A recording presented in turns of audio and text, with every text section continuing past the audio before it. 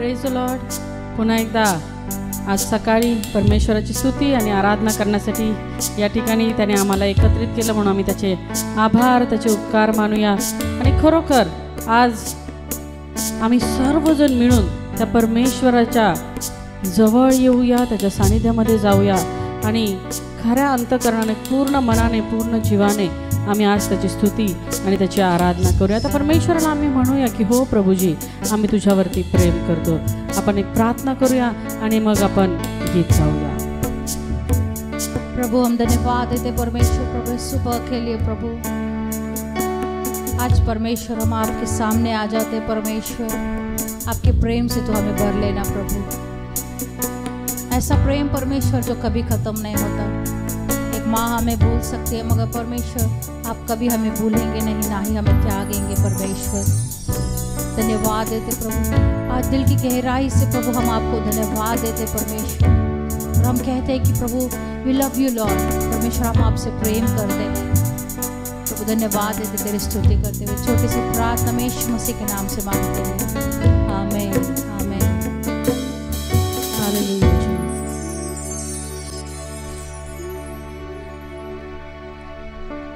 प्यार करूं, इतना प्यार करूं,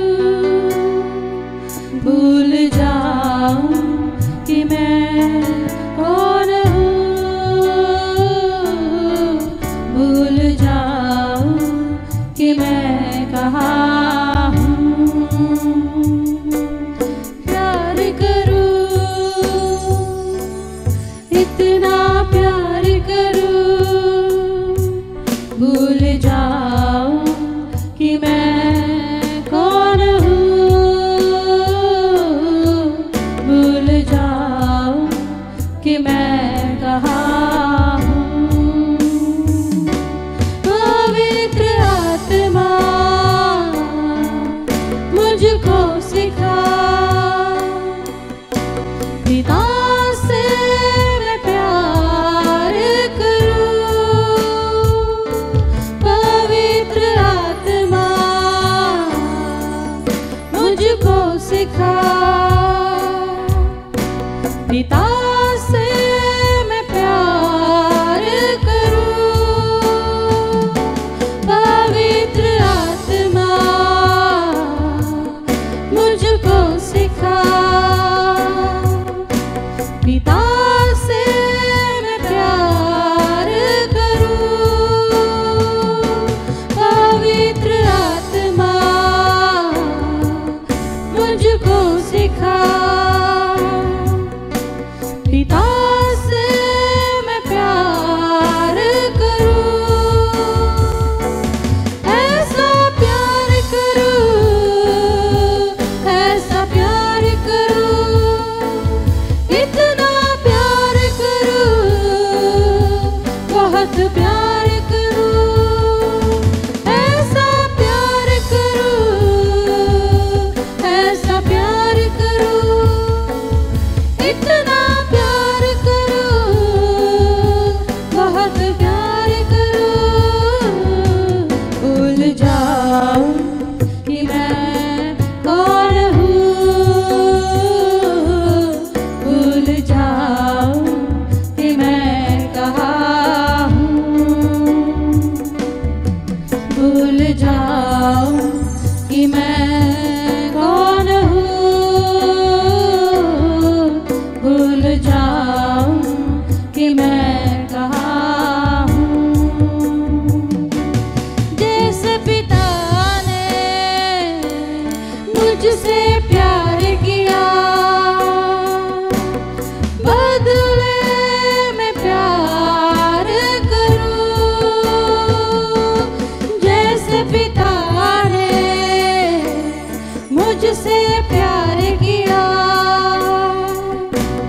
बदले में प्यार करूं।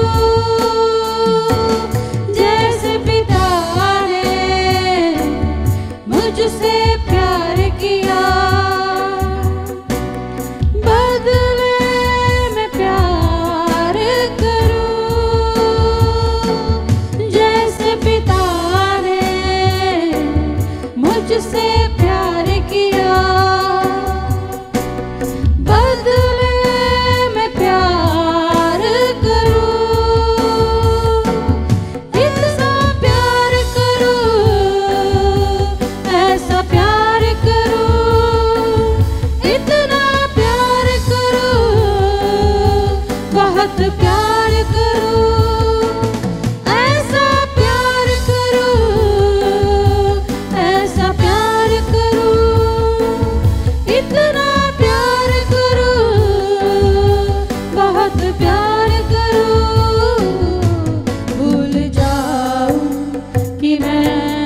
कौन हूँ, भूल जाऊं कि मैं कहाँ हूँ, भूल जाऊं कि मैं कौन हूँ, भूल जाऊं कि मैं कहाँ हूँ, भूल जाऊं कि मैं कौन हूँ, भूल जाऊं कि मैं कहाँ हूँ, भूल जाऊं कि मैं कौन हूँ, भूल जाऊं कि मैं कहाँ हूँ।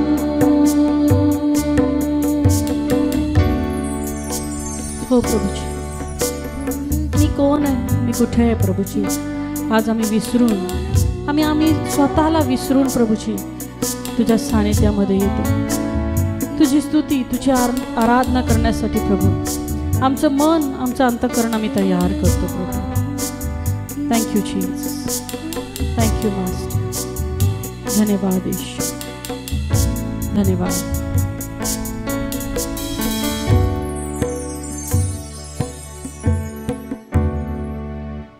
Praise the Lord.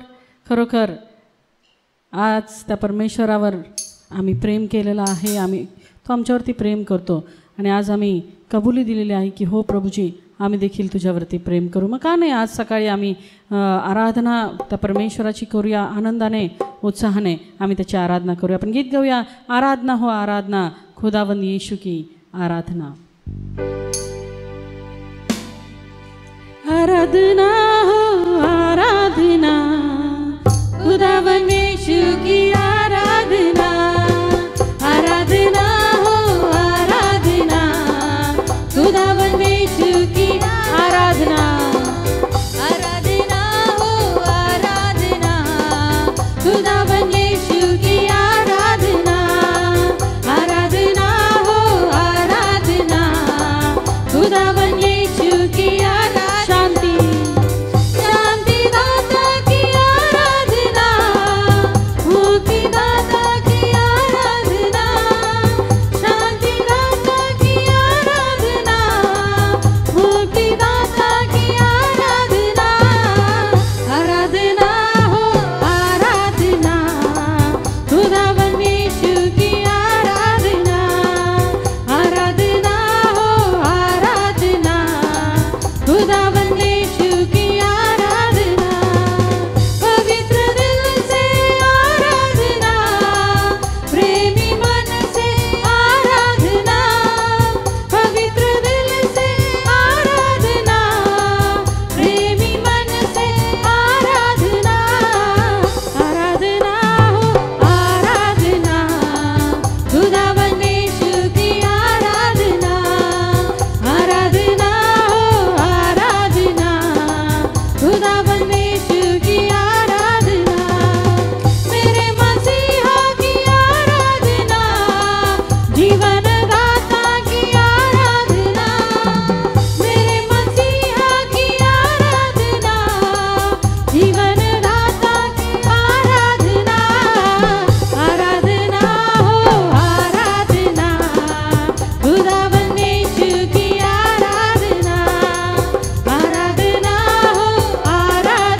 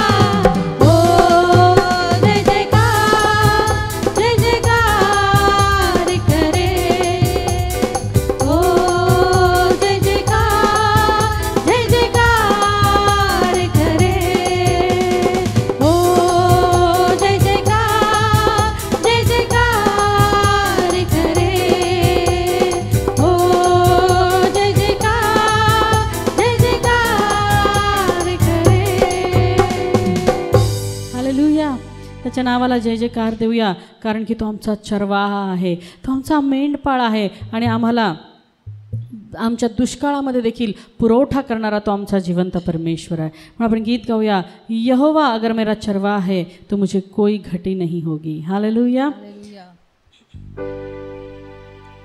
यहोवा चरवाहा मेरा, कोई घटी मुझे नहीं है, हरी चराइयों में मुझे से चराता वो है. यहोवा चरवाहा मेरा, कोई घटी मुझे नहीं है, हरी चराइयों में मुझे से चराता वो है. मृत्यु के अंधकार से मैं जो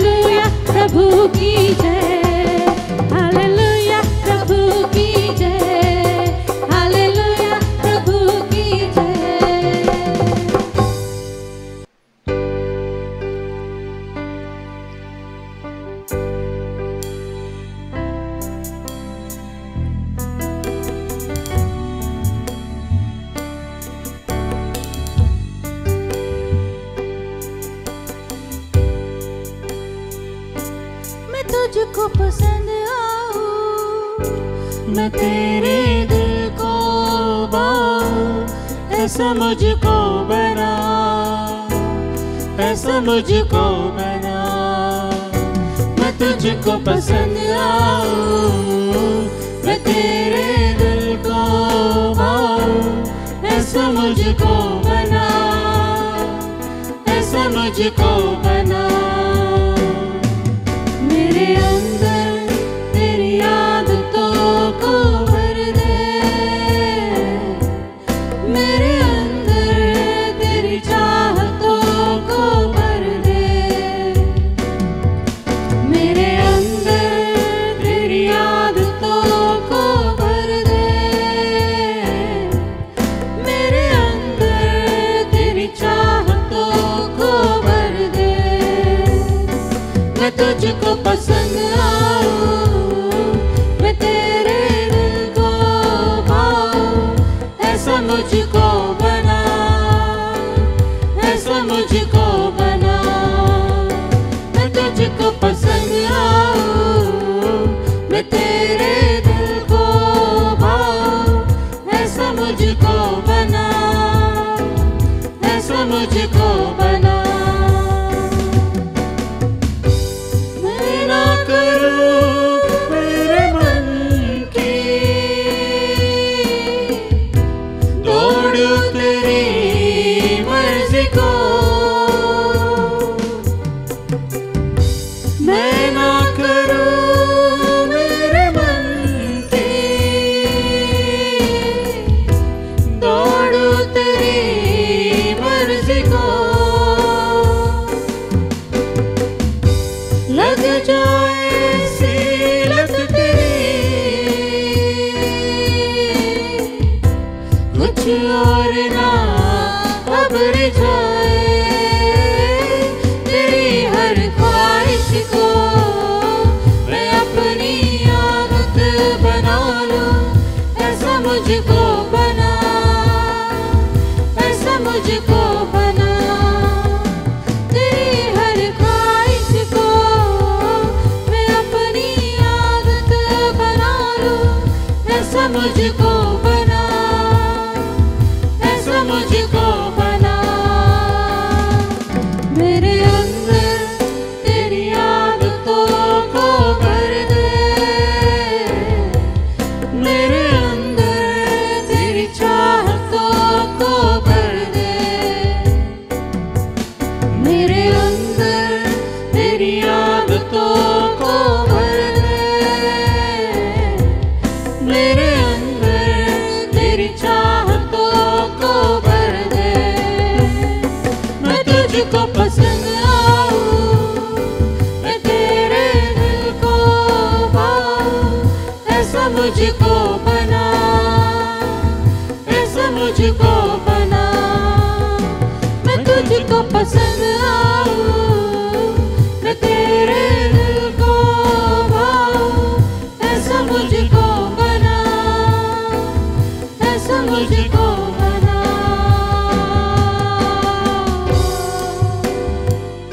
Oh, धन्यवाद यीशु। Thank you, Lord. Thank you, Master.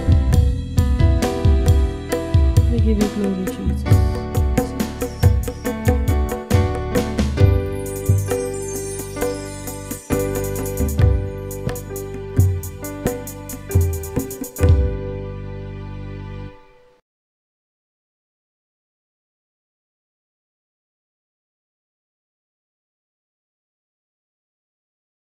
Praise the Lord. फिर से एक बार परमेश्वर का धन्यवाद हो कि उसने आपको और मुझे परमेश्वर की आराधना करने के लिए इकट्ठा किया है। Praise the Lord. पुन्हा एकदा परमेश्वराला धन्यवाद देऊया की त्याची आराधना करण्यासाठी त्याने आम्हाला पुन्हा एकत्रित केलं। शारीरिक रीति से हम एक साथ में नहीं हैं, लेकिन अपने घरों में बैठे हुए हैं, आत्मिक रीति से आप और मैं परमेश्वर के साथ में जुड़े हुए हैं। शारीरिकरित्या जरी आम्ही एकत्रित येऊ शकलो नसू तरी देखील आपापल्या घरामध्ये असताना देखील पवित्र आत्म्याच्या द्वारे आम्ही प्रत्येक जण एकमेकांशी जोडले गेलेले आहोत। और उसके अनुग्रह के लिए धन्यवाद कि परमेश्वर ने अभी तक आपको मुझे संभाल के रखा है। आणि त्याच्या कृपेसाठी धन्यवाद की त्याने आतापर्यंत तुम्हाला आणि मला सांभाळून ठेवलेला आहे। रोज हमारे जीवन के अंदर एक नया दिन वो जोड़ता है आणि रोज एक नवीन दिवस तो आमच्या आयुष्याला जोडत आहे और हमारे जीवन को आगे लेकर जा रहा आणि है। आमचं जीवन तो पुढे आणि पुढे घेऊन चाललेला आहे। इस दुनिया की परिस्थिति हम देख रहे हैं, लेकिन परमेश्वर ने आज तक आपको मुझे संभाल के रखा है उसके अनुग्रह के द्वारा, इसलिए परमेश्वर का धन्यवाद हो। या जगाची परिस्थिती आम्ही पाहत आहोत तरी देखील या परिस्थितीमध्ये देखील परमेश्वराने आतापर्यंत आम्हाला सांभाळून ठेवलेला आहे। या गोष्टीसाठी आम्ही त्याला धन्यवाद देऊया। ये उसकी भलाई है कि परमेश्वर ने आपको मुझे संभाल के रखा है। ही त्याचं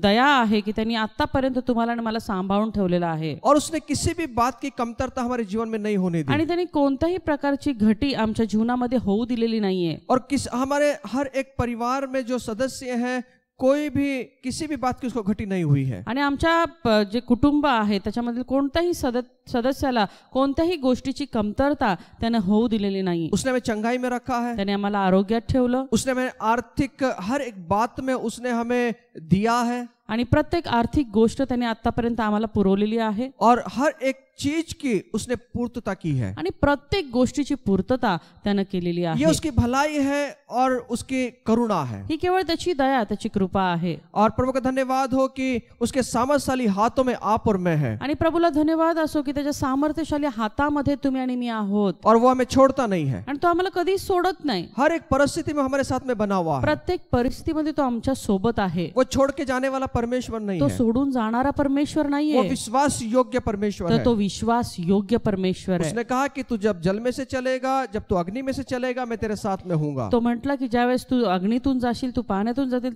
तर प्रत्येक ठिकाणी मी तुझ्या सोबत असणार वो आहे। कहता है कि पानी तुझे डुबा ना सकेगी, वो कहता है कि अग्नि तुझे झुलसा ना सकेगी, आणि तो असं म्हणतो की ती अग्नी तुला भाजणार नाही, त्या पाण्यामध्ये तू डुबणार नाही, क्योंकि परमेश्वर हमारे साथ में है। कारण परमेश्वर आमच्या सोबत आहे, वो कभी छोड़ता नहीं है। तो कधी सोडत नाही। इसलिए क्यों ना हम प्रभु का धन्यवाद दें उसके भलाई के लिए। मग का नाही आम्ही त्या परमेश्वराला धन्यवाद देऊया त्याच्या दये त्याच्या कृपासाठी। जब आप और मैं परिवारों के साथ में बैठे हुए हैं, प्रभु का धन्यवाद दे रहे हैं, तो उसकी भलाई के लिए भी उसकी करुणा के लिए भी धन्यवाद देते चले रोज अपने जीवन के अंदर। जेव्हा तुम्ही आणि मी एकत्रित बसलेलो आहोत एक कुटुंब म्हणून आणि त्याला धन्यवाद देतो, तर रोज आणि रोज त्याच्या कृपेसाठी त्याला धन्यवाद द्यायला कधीही विसरू नये। और ये उसका अनुग्रह है, ही त्याची कृपा आहे। आइए परमेश्वर के वचन में जाने से पहले हम प्रार्थना करें। देवाच्या वचनामध्ये जाण्या अगोदर आपण प्रार्थना करूया। परमेश्वर के हाथों में आए आम्ही देवाच्या हातामध्ये येऊया और परमेश्वर कहे कि परमेश्वर तेरे वचनों को जब मैं सीखता हूं तो मेरी आंखों को, मेरे हृदय को, आज तो मेरे विचारों को आज तो खोल के रख आणि दे। आपण प्रार्थना करूया की ज्यावेळेस आम्ही तुझं वचन शिकत आहोत परमेश्वर, आमचं हृदय, आमचं मन, आमचं डोळे तू उघड और मेरी आज की रोटी आज तू मुझे दे दे। आणि माझी आजची भाकर तू आज आम्हाला दे। क्योंकि जब परमेश्वर उसके वचनों के द्वारा बोलता है तो वो हमें सामर्थ्य से भरता है। जेव्हा परमेश्वरच्या वचनाद्वारे बोलतो ना त्यावेळेस तो आम्हाला सामर्थ्याने भरतो। इसलिए तैयार रहे कि जब वो हमारे साथ में बात करे, अगर परमेश्वर चाहता है कि हम इन बातों में चले तो उसको स्वीकार कीजिए। आणि मग आम्ही ज्यावेळेस परमेश्वर वचनाद्वारे बोलतो त्यावेळेस तुम्ही आणि मी त्याची वचनं स्वीकारली पाहिजेत। तो आइए परमेश्वर के हाथों में आ जाएं और हम प्रार्थना करें। या मग त्या परमेश्वरामध्ये हातामध्ये आपण पडूया आणि आपण प्रार्थना करूया। पिता आमच्या नावाला धन्यवाद देतो, तुझी स्तुती करतो प्रभू, आहोत तसे तुझ्या हातामध्ये पडतो प्रभूजी आणि एकच मागतो प्रभूजी, येणारं वचन आम्हा प्रत्येकाच्या अंतःकरणाला भेदणारं असं असू दे प्रभूजी। बापा ते वचन परमेश्वरापा ऐकून परमेश्वरापा त्यानुसार चालण्यासाठी आम्हा प्रत्येकाला कृपा दे प्रभूजी। हो प्रभूजी बापा, जे आमची आत्मिक जमीन आहे परमेश्वर बापा, हो खरोखर ती सुपीक कर परमेश्वरा, जेणेकरून जे वचनाचं बी पडेल प्रभूजी त्याच्यामधून 100 पट पीक येईल परमेश्वरा बापा। धन्यवाद देतो, तुझी स्तुती करतो, पवित्र आत्मा तू ये आणि आम्हाला मार्गदर्शन कर। येशूच्या नावात मी प्रार्थना करते म्हणून तू ऐक पित्या, आमेन। परमेश्वर ने उसके बाइबल में लिखा है कि जिसके कान हो वो सुन ले। देवाचं वचन त्याच्या शास्त्रामध्ये असं सांगतं की ज्याचे कान आहेत तो ऐको। और कान के बारे में बाइबल के अंदर काफी शब्दों से परमेश्वर ने कहा है। आणि कानाविषयी बऱ्याचशा ठिकाणी बायबलमध्ये लिहिलं गेलेलं आहे। खुद यीशु मसीह ने कितनी बार इस बात का उल्लेख किया। स्वतः येशूने कितीतरी वेळा या गोष्टीचा उल्लेख केलेला आहे। जब वो कहता है कि जिसके कान वो सुन ले, तो उसके अंदर काफी गंभीरता छुपी हुई है। जेव्हा तो असं म्हणतो की ज्याचे कान आहेत तो ऐको, तर त्याच्यामध्ये बरीचशी गंभीरता लपलेली आहे। उसको जानना हमारे जीवन का एक महत्वपूर्ण भाग होना है। आणि म्हणून ते जाणून घेणं हे आमच्या जीवनातलं एक महत्त्वपूर्ण भाग असायला हवा। जब वो कहता है कि जिसके कान वो सुन ले, तो वो क्यों कहता है, किस लिए कहता है, ये जानना बहुत जरूरी है। जेव्हा तो असं म्हणतो की ज्याचे कान आहेत तो ऐको, मग तेव्हा असं का म्हणतोय हे जाणून घेणं हे फार गरजेचं आहे। हम काफी दिनों से इस बातों को सीखते आ रहे हैं। आम्ही बऱ्याच दिवसापासून ह्या गोष्टी शिकत आहोत। अब और क्यों कहा है बाइबल के अंदर जिसके कान वो सुन ले, आज एक भाग को और हम देखने वाले हैं। मग असं का म्हणतोय परमेश्वर ज्याचे कान आहेत तो ऐको? आज अजून एक भाग आम्ही त्यातला पाहणार आहोत। तो मरकुस इसका 4 अध्याय 24 से 25 वचन में हम पढ़ते हैं। मार्क याचा 4 अध्याय 24 ते 25 वचनामध्ये आम्ही वाचतो। यहाँ पर यीशु मसीह कहते हैं, या ठिकाणी परमेश्वर म्हणतो, और उसने उनसे कहा, चौकस रहो कि क्या सुनते हो। पुन्हा तो त्यांना म्हणाला, तुम्ही जे काही ऐकता त्याविषयी सावध रहा। यहाँ पर सावधान रहने के लिए कहा है। या ठिकाणी सावधान राहण्यासाठी सांगितलं यहाँ गेलेलं पे आहे। चौकस रहने के लिए कहा है। सावधानी बाळगण्यासाठी सांगितलेलं आहे। सतर्क रहने के लिए कहा है। सतर्क राहण्यासाठी सांगितलंय। किस बात के लिए? कशा बाबतीत? सुनने के बारे में, ऐकण्याच्या बाबतीत। यहाँ पे यीशु मसीह कह रहा है सुनने के बारे में सावधान रहना है। या ठिकाणी येशू मसीह सांगत आहे की ऐकण्याविषयी सतर्क रहा। मतलब इसके बारे में यीशु मसीह खूब गंभीरता से यहाँ पे बात कर रहे हैं। याचा अर्थ याविषयी परमेश्वर या ठिकाणी फार गंभीरतेने बोलत आहे। चौकस रहने का मतलब है सावधान बरतिए। आणि चौकस राहण्याचा जे अर्थ आहे याचा अर्थ सावधानी बाळगायची और आहे। यीशु मसीह सावधान रहने के लिए कह रहा है। आणि या ठिकाणी परमेश्वर सावधान राहण्यासाठी सांगत आहे। सावधान क्यों कहता है यीशु मसीह यहाँ पर? आता का सावधानी असं सांगितलेलं आहे? क्योंकि अगर ये सावधानी हमने नहीं बरती, तो हमारे जीवन के अंदर एक बड़ी दुर्घटना हो सकती है। कारण जर ही सावधानी आम्ही बाळगली नाही तर आमच्या जीवनामध्ये मोठी दुर्घटना होऊ शकते। और ये दुर्घटना शारीरिक नहीं है, ये दुर्घटना आत्मिक दुर्घटना है। आणि ही दुर्घटना शारीरिक नसून ती आत्मिक असणार आहे। इसलिए इस बात को बहुत समझना है। आणि म्हणून आम्हाला ह्या गोष्टी समजून घेणं गरजेचं आहे। देखिए, जो डेंजर स्थान, जो खतरनाक स्थान है ना, वहां पर लिखा जाता है कि सावधान रहिए। आता जे डेंजर जागा असते त्या ठिकाणी लिहिलं जातं बोर्ड की सावधान रहा। अब जब आपकी गाड़ी घाटों में से गुजरती है, घाटियों में से गुजरती है, तो घाट आने से पहले वहां पे लिखा जाता है सावधान रहिए, आगे घाट है। आपण पाहतो जेव्हा घाटात वळणामधून आपली गाडी जाते तर सुरुवातीलाच बोर्ड लिहिलेला असतो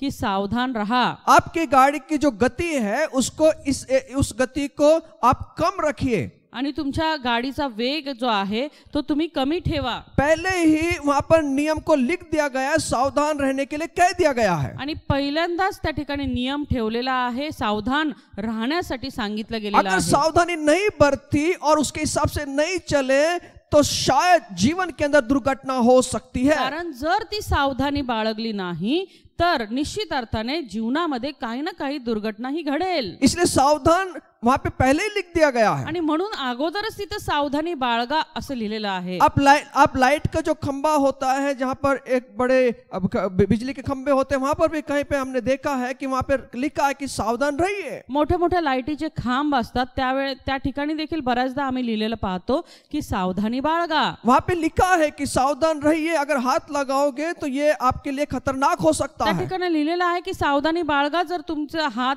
त्याला लागला तर तुम्हाला त्याचा जो करंट आहे तो लागू शकतो। ये बात कही गई है।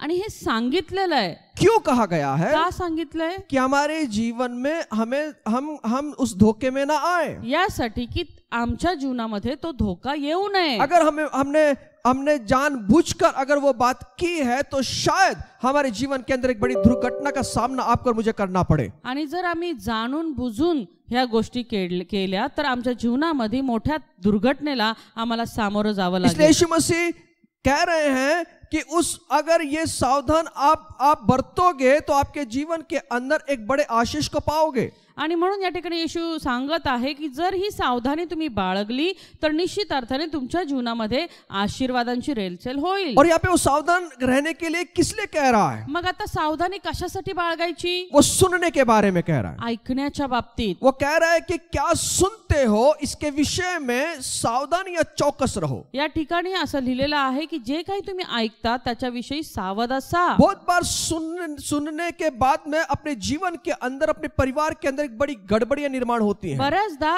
ऐकण्यामुळे आमच्या जीवनामध्ये, आमच्या कुटुंबामध्ये बऱ्याच प्रकारच्या गडबड्या निर्माण होतात. इसलिए वो यहाँ पर कहता है कि सावधान रहिए सुनने के बारे में. आणि म्हणून या ठिकाणी लिहिलेलं आहे की ऐकण्याविषयी सावधान रहा. वो आगे कहते हैं जिस नाप से तुम नापते हो उसी से तुम्हारे लिए भी नापा जाएगा और तुमको अधिक दिया जाएगा.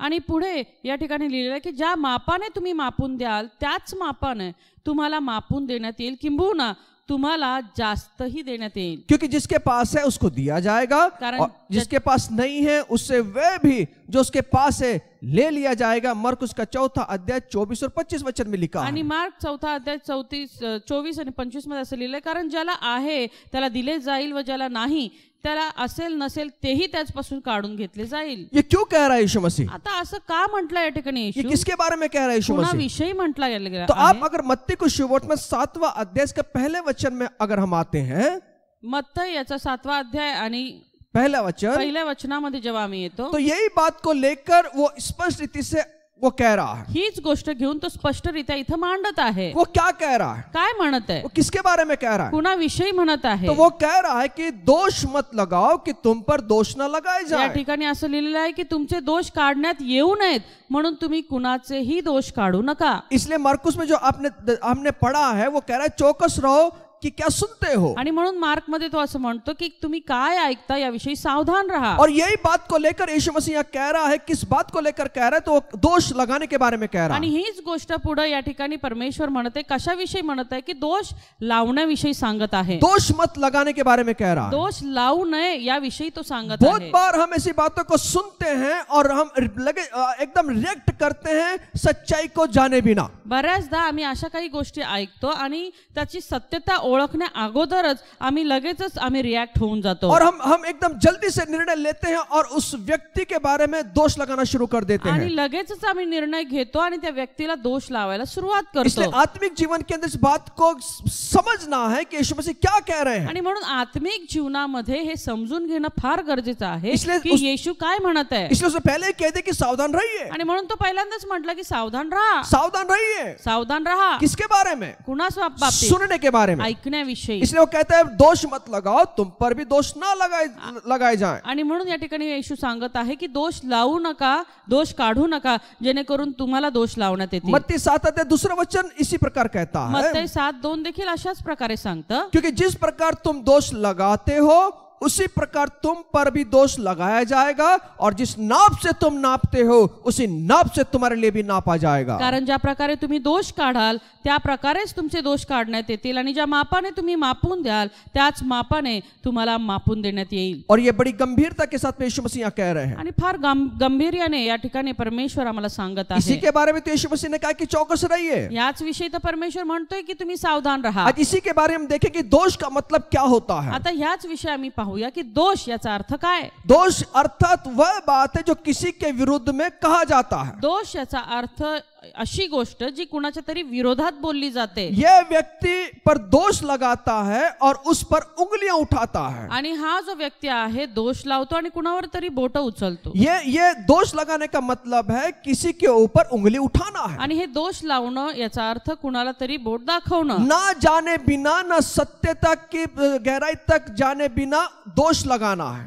आणि काही माहित करून न घेता, सत्यता जाणून न घेता इतरांवर दोष लावणं. और ये लोग कौन होते हैं जो दोष लगाते हैं, इसको भी जानना जरूरी है. आणि हे लोक कोण असतात जे दोष लावतात हे जाणून घेणं पण फार गरजेचं आहे. बाइबल कहती है भजन संहिता 41 अध्याय 9 वचन में, आणि स्तोत्र संहिता 41वा अध्याय आणि 9व्या वचनामध्ये देवाचं वचन असं सांगतं, मेरा परम मित्र जिस पर मेरा भरोसा रखता था, जो मेरी रोटी खाता था, उसने भी मेरे विरुद्ध लात उठाई है.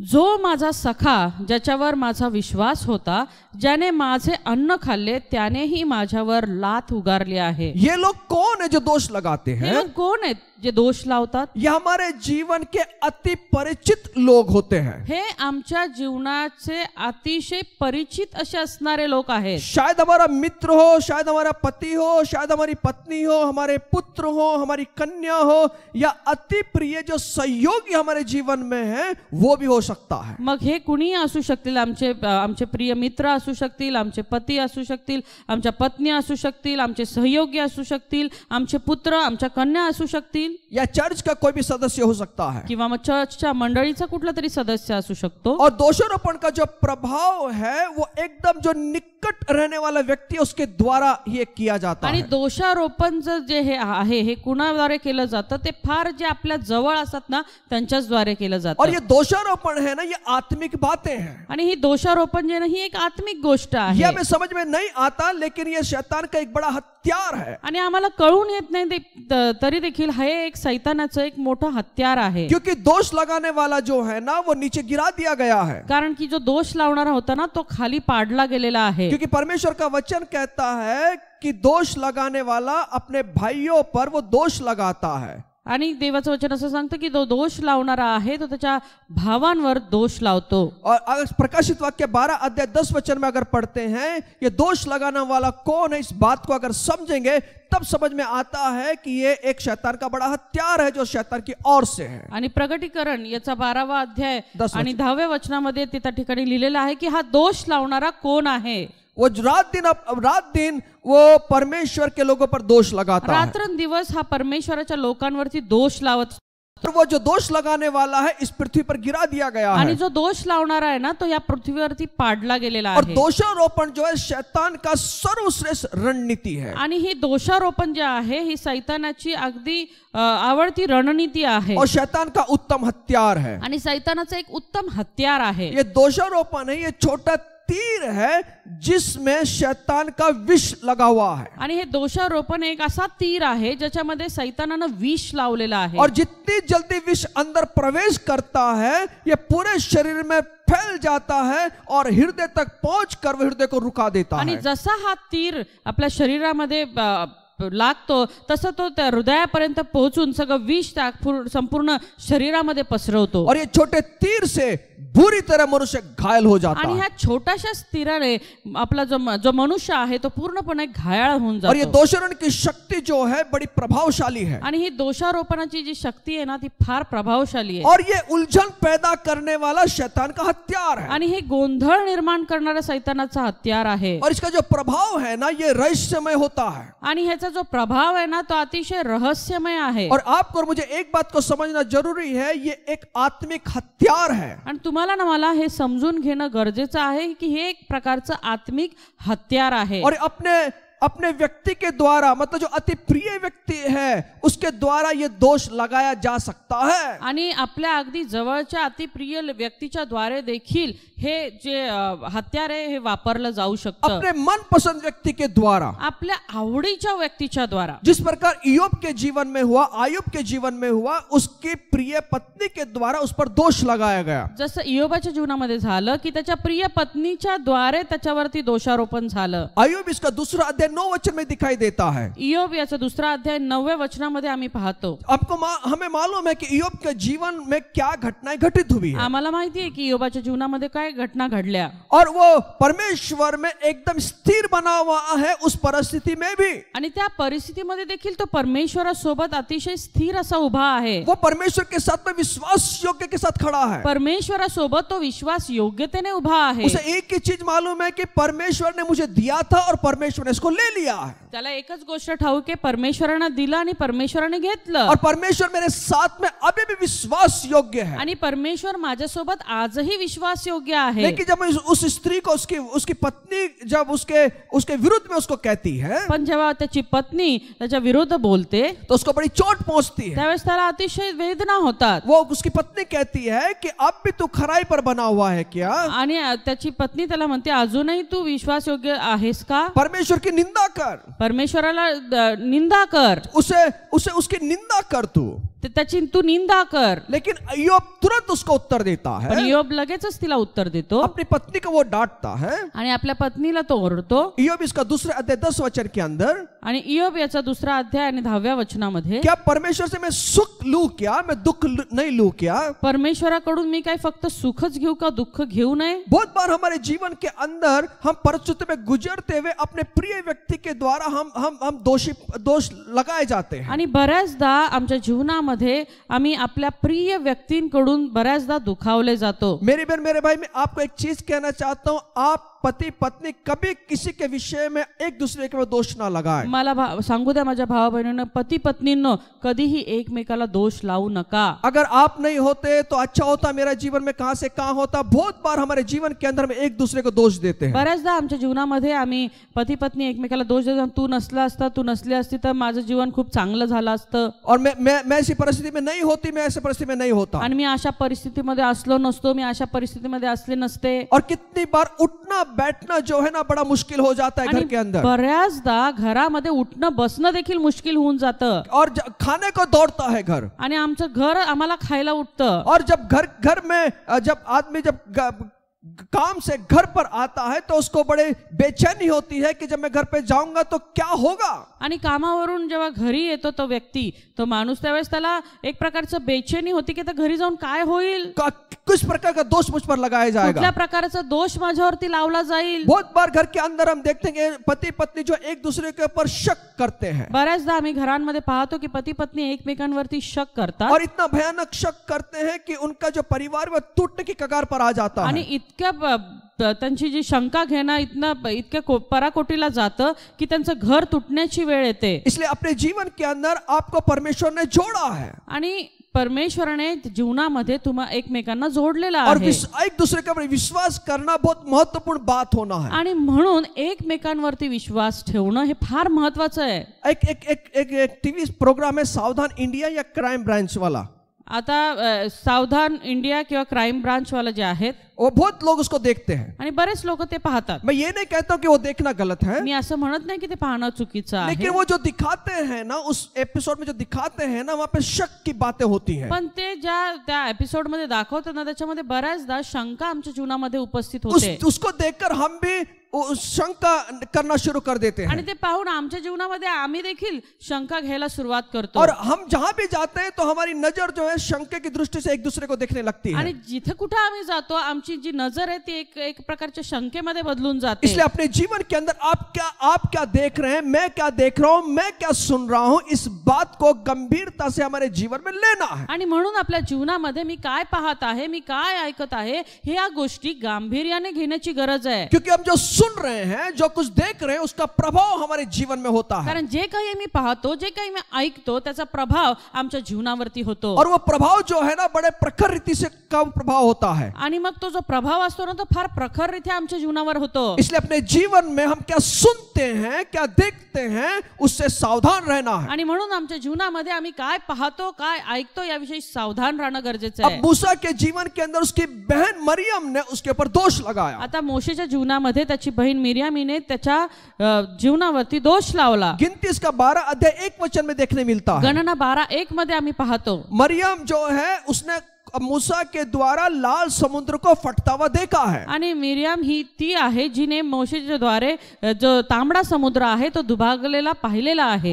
लेकिन उससे वो प्रभावित नहीं हुई है. पण ती त्या गोष्टीने प्रभावित झाली नाही. उसने देखा कि जंगल के अंदर परमेश्वर ने अद्भुत कामों को किया है. तिने हेही पाहिलं की जंगलामध्ये अद्भुत चमत्कार त्या ठिकाणी मोशेच्या द्वारे केले गेले. मरियम ने बहुत बड़ी बड़ी बातों को अपने आंखों से देखा है. आणि ह्या मिर्यामने बऱ्याचशा मोठ्या गोष्टी तिच्या डोळ्याने होताना पाहिलेला आहे. लेकिन मरियम ने अपने मूसा के ऊपर उसने दोष लगाया. लेकिन ही तीच मिर्याम आहे जिने मोशेवरती दोष लावला. और परमेश्वर ने वहां पर हस्तक्षेप किया है और मरियम को कोड़ी बना दिया है. आणि त्या ठिकाणी परमेश्वराने हस्तक्षेप केला आणि मिर्यामीला कोडाने भरलं. इस गिनती इसका 12 अध्याय 8 से 9 वचन में इस बात को देख सकते हैं. आणि गणना याचा 12वा अध्याय आणि 8 आणि 9 वचनामध्ये आपण हे पाहू शकतो. मतलब जो हमारा प्रिय व्यक्ति है जिस पे हम भरोसा रखते हैं, वही एक दिन ऐसा हो सकता है कि वो हम पे दोष लगाना शुरू कर दे। याचा अर्थ आमचा प्रिय व्यक्ती जो कोणी असेल तो देखील एक दिवस आमच्यावरती दोष लावेल, हे आम्ही याविषयी सावध असायला पाहिजे। इसलिए जब दोष लगता है, जो हमारा प्रिय व्यक्ति जब दोष लगाता है तो बड़ा बेचैन मनुष्य होता है। आणि म्हणून ज्यावेळेस आमचा प्रिय व्यक्ती आमच्यावरती दोष लावतो ना, आम्ही फार बेचैन होऊन जातो। दाऊद के जीवन में भी देखिए, दाऊद राजा सफल ऐसा व्यक्ति है। आणि दाविदाच्या जीवनामध्ये देखील आपण पाहिलं की दावीद हा एक यशस्वी व्यक्ती होता। वो युद्धों में विजयशाली रहने वाला, बनने वाला वो राजा है। आणि लढायांमध्ये जिंकणारा, विजय मिळवणारा असा तो राजा होता। लेकिन उसकी पत्नी जो मिखल है उससे प्रभावित नहीं होती है। पण त्याची जी पत्नी आहे मिखल, ती त्याच्यापासून प्रभावित नाहीये। वह जानती थी कि उसने दाऊद ने गोलियत को मार गिराया है। तिला माहिती होतं की दावीद तोच आहे ज्याने गोलियाताला मारलं। वो जानते कि दावीद एक अभिषिक्त राजा है।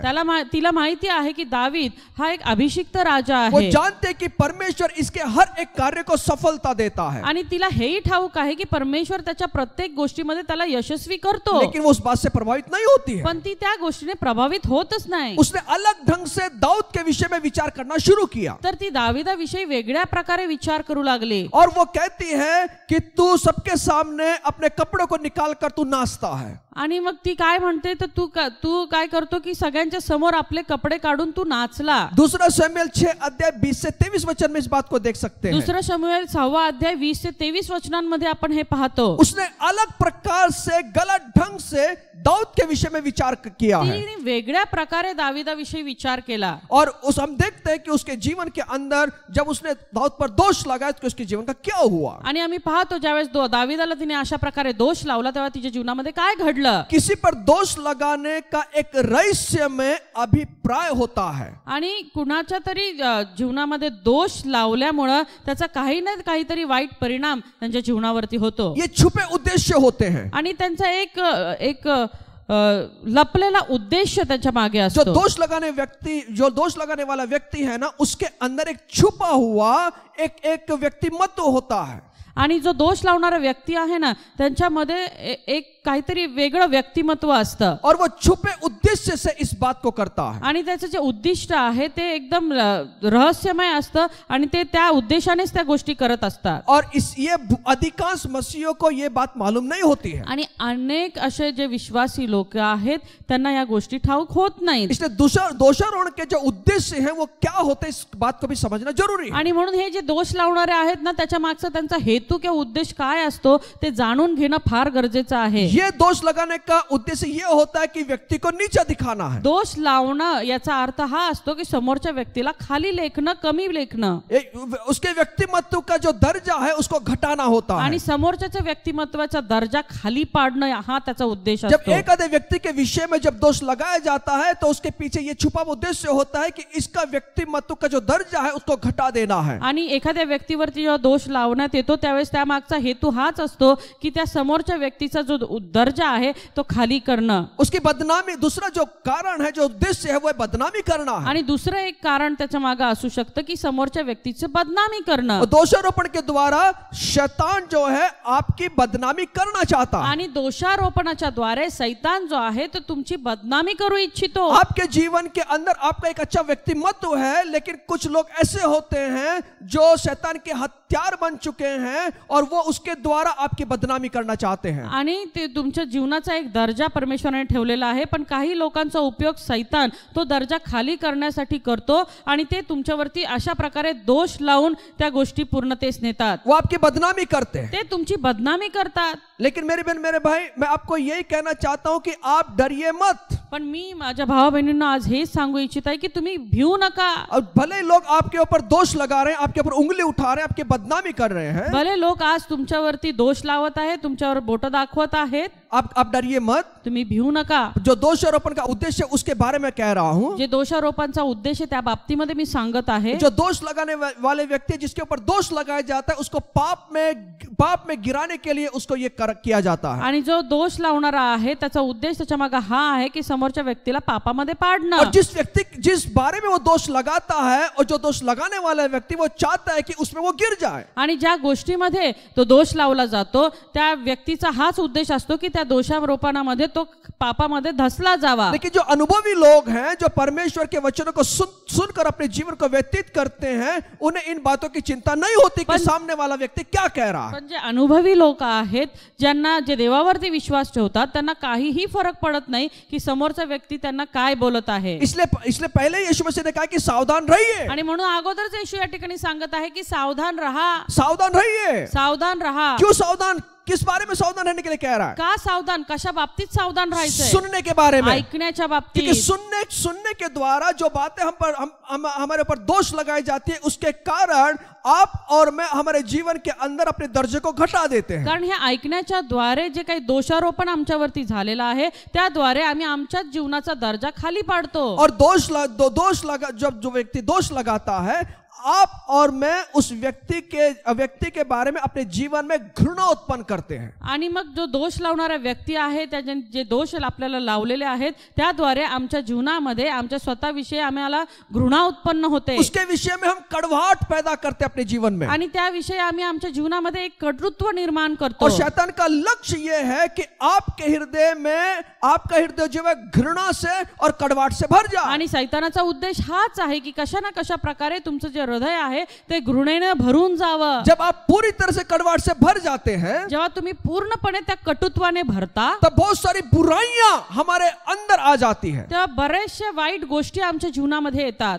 और ये दोष लगाने वाले से जो घृणा करना, ये स्वाभाविक वृत्ति है। आणि हे दोष लावणाऱ्यांसोबत घृणा ठेवणं ही एक स्वाभाविक गोष्ट आहे। ये मनुष्य वृत्ति है, ही मनुष्याची वृत्ती जब आहे। एक आधा व्यक्ति हमारे जीवन के अंदर दोष लगाता है, तो उसके विषय में हमारे जीवन में कड़वाहट पैदा होती है। जेव्हा एखादा व्यक्ती आमच्या जीवनावरती दोष लावतो, त्यावेळेस आमच्या जीवनामध्ये त्या व्यक्तीविषयी कटुत्व निर्माण होतं। और जब हमारे हृदय में घृणा आती है, तो हम उसका अक्षमा हमारे जीवन में भी पनपती है। आणि मग ती घृणा आल्यामुळे आमच्या जीवनामध्ये त्या समोरच्या व्यक्तीविषयी अक्षमा निर्माण होते। हम उसको क्षमा नहीं कर सकते, आम्ही त्याला क्षमाच करू शकत नाही। वो आदमी हमको दिखता है तो हमारे अंदर एक चिढ़ पैदा होती है, आणि तो समोर दिसला तरी त्या व्यक्तीविषयी आमच्या जीवनामध्ये एक चिड निर्माण होते। एक बात ध्यान में रखिए, एक गोष्ट लक्षात घ्या, जब हमारे जीवन में घृणा आती है, अक्षमा आती है, कड़वाहट आती है, तो शैतान के लिए एक द्वार खुल जाता है। जेव्हा आमच्या जीवनामध्ये घृणा येते, अक्षमा येते, कटुत्व निर्माण होतं, त्यावेळेस त्या शैतानासाठी आम्ही एक दार उघडतो। और जिसके द्वारा हमारे जीवन के अंदर शैतान जो है बीमारियों को लेकर आता है, मृत्यू को लेकर आता है,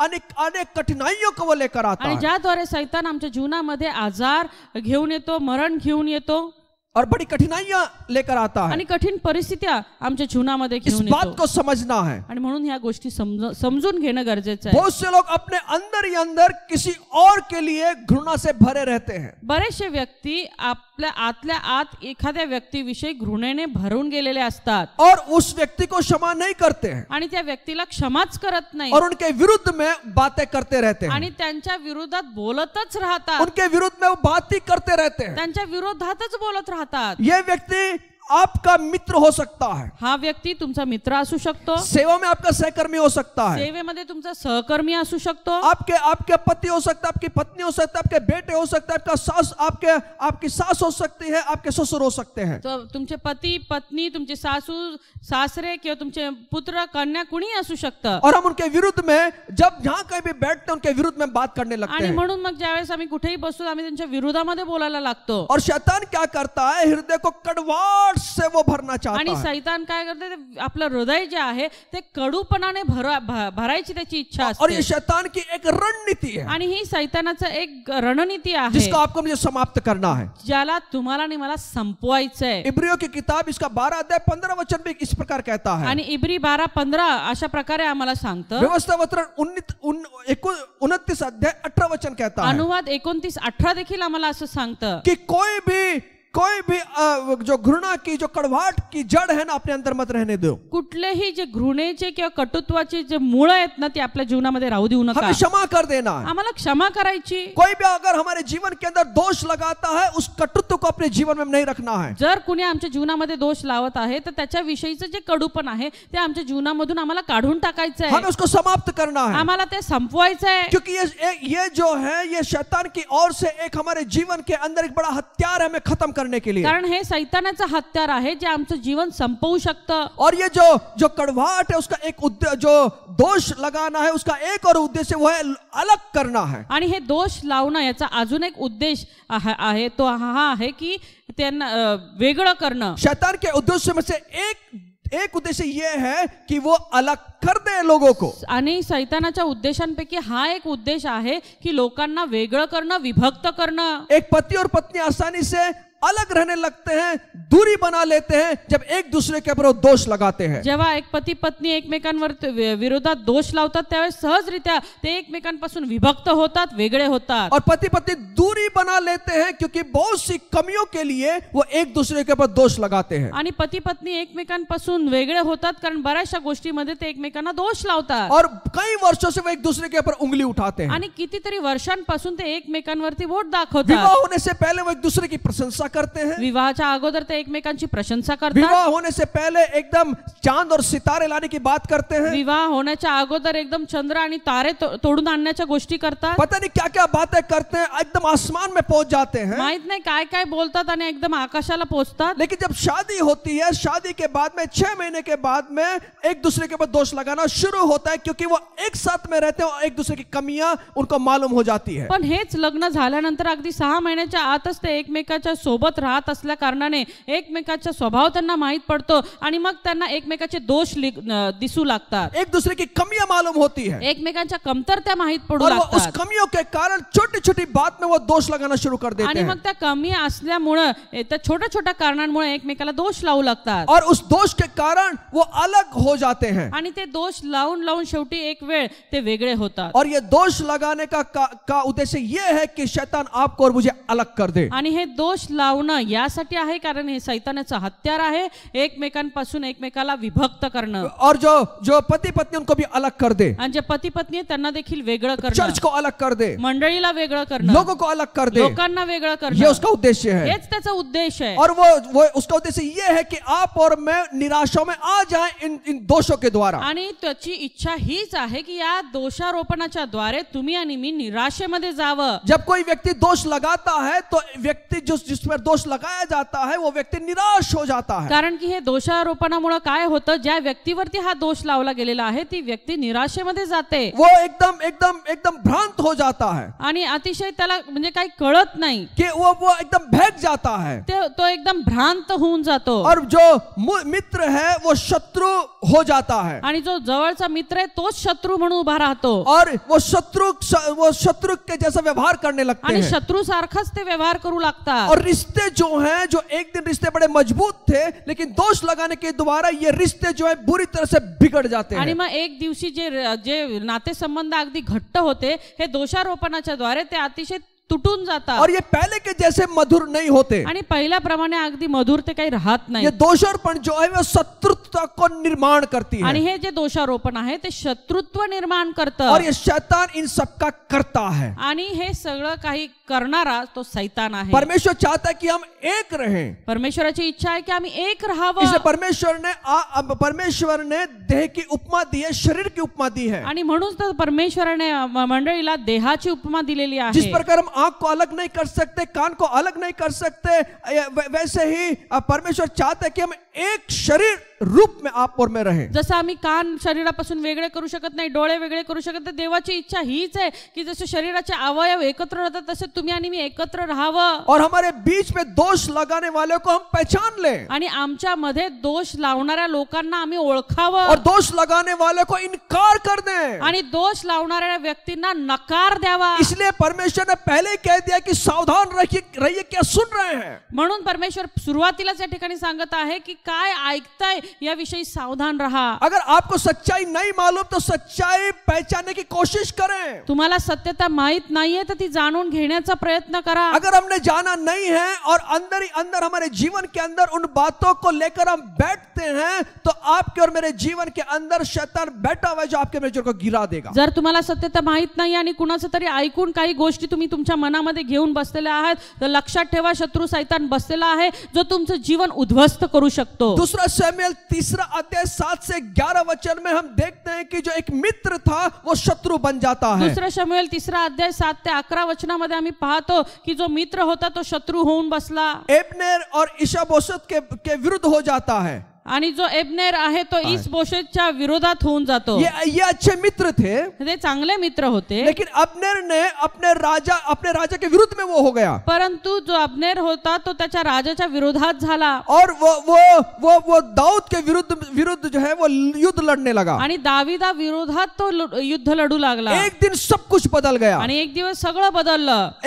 जो इशबोशत था उसने एबनेर पर दोष लगाया. जो इशबोशत होता त्याने एबनेरवर दोष लावला. उन्हें गलत तरीके से उसने एक स्त्री के साथ में उसका रिश्ता को जोड़ दिया. तर त्यांनी जे आपले नाते संबंध होते ते एका चुकीच्या स्त्री बरोबर ती जोडले. और एबनेर इस दोष लगाए जाने से बहुत व्याकुल हो उठा. आणि एबनेर हा दोषारोपणाच्या मुळे खूप व्याकुळ झाला. और वो राजा के विरुद्ध में हो गया. आणि तो राजाच्या विरोधात गेला. वो राजा के विरुद्ध में हो गया. तो राजाच्या विरोधात गेला. वो उसका शत्रु बन गया. आणि तो त्याचा शत्रू झाला. और ये चकित कर देने वाली घटना थी. आणि ही आश्चर्यचकित करणारी घटना होती. एक मित्र को उसने शत्रु में बदल दिया. एका मित्राला शत्रु मध्ये बदलण्यात आलं. इसलिए आप और मैं अपने जीवन के अंदर इस बात का ध्यान रखें कि हम क्या कह रहे हैं और क्या सुन रहे हैं. आणि म्हणून आपल्या जीवनामध्ये या गोष्टीविषयी सावधानी बाळगा की आम्ही काय बोलत आहोत, आम्ही काय ऐकत आहोत, जिसके द्वारा आपके और मेरे रिश्ते खराब हो जा सकते हैं. जेणेकरून तुमच्या जीवनामधले नाते संबंध बिघडू शकतात. इतने सालों का जो रिश्ता है वो कुछ मिनट के अंदर बर्बाद हो सकता है. एवढ्या वर्षापासूनचे जे नाते संबंध आहे काही क्षणामध्ये तुटू शकतात. किसी लोगों के सुनने के द्वारा और कहने के द्वारा,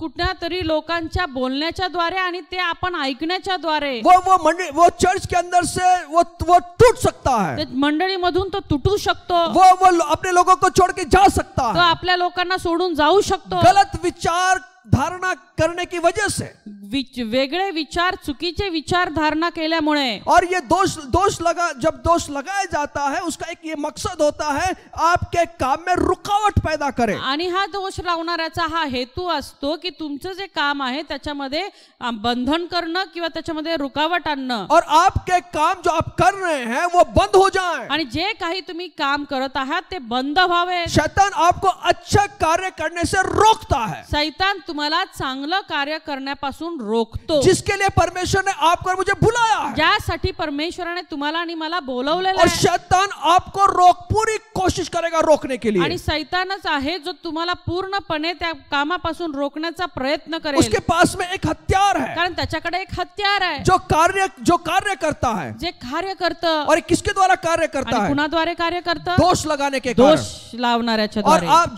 जब हम पर दोष लगाया जाता है तब हमको खुद रोक लेते हैं कि मैं अब वो काम को नहीं करूंगा क्योंकि वहां के लोग हैं जो मुझ पर दोष लगाते हैं. आणि दोष लावणाऱ्यांच्या द्वारे आम्ही स्वतःला रोखून घेतो आणि आम्ही स्वतःशीच ठरवतो की आता मी ते काम करणार नाही. मैं उस काम को नहीं करूंगा. आता मी ते काम करणारच और नाही. हम खुद को वहां से रोक लेते हैं. आणि आम्ही स्वतःला त्यापासून रोखतो. और शैतान जो है उसके कार्य के अंदर वो सफल हो जाता है. आणि शैतान जो आहे ना त्याच्या कामामध्ये सफल होतो. अच्छा, मेरे बारे में ऐसा बोला, उन लोगों ने बोला, अब मैं उस काम को हाथ नहीं लगाऊंगा. आता माझ्याविषयी बोललं, त्या लोकांनी बोललं, आता मी ते काम करणारच नाही. शत्रु यीशु मसीह के बारे में भी ऐसा ही हुआ. येशूच्या बाबतीमध्ये देखील असंच झालं. शैतान ने पूरी कोशिश किया यीशु की सेवकाई को रुकाने के लिए. शैतानाने पूर्ण प्रयत्न केला येशूचं काम थांबवण्याचा. शैतान उस यीशु की सेवकाई में शैतान ने अलग अलग हथियार के रूप में उस पर आक्रमण किया. आणि शैतानाने येशूचं काम थांबवण्यासाठी वेगवेगळ्या हत्यारांचा उपयोग केला. योहान 8:44 कहता है कि वो आरंभ से हत्यारा है. योहान 8:44 सांगतो की तो सुरुवातीपासूनच हत्यारा आहे. अनेक जगहों पर शैतान ने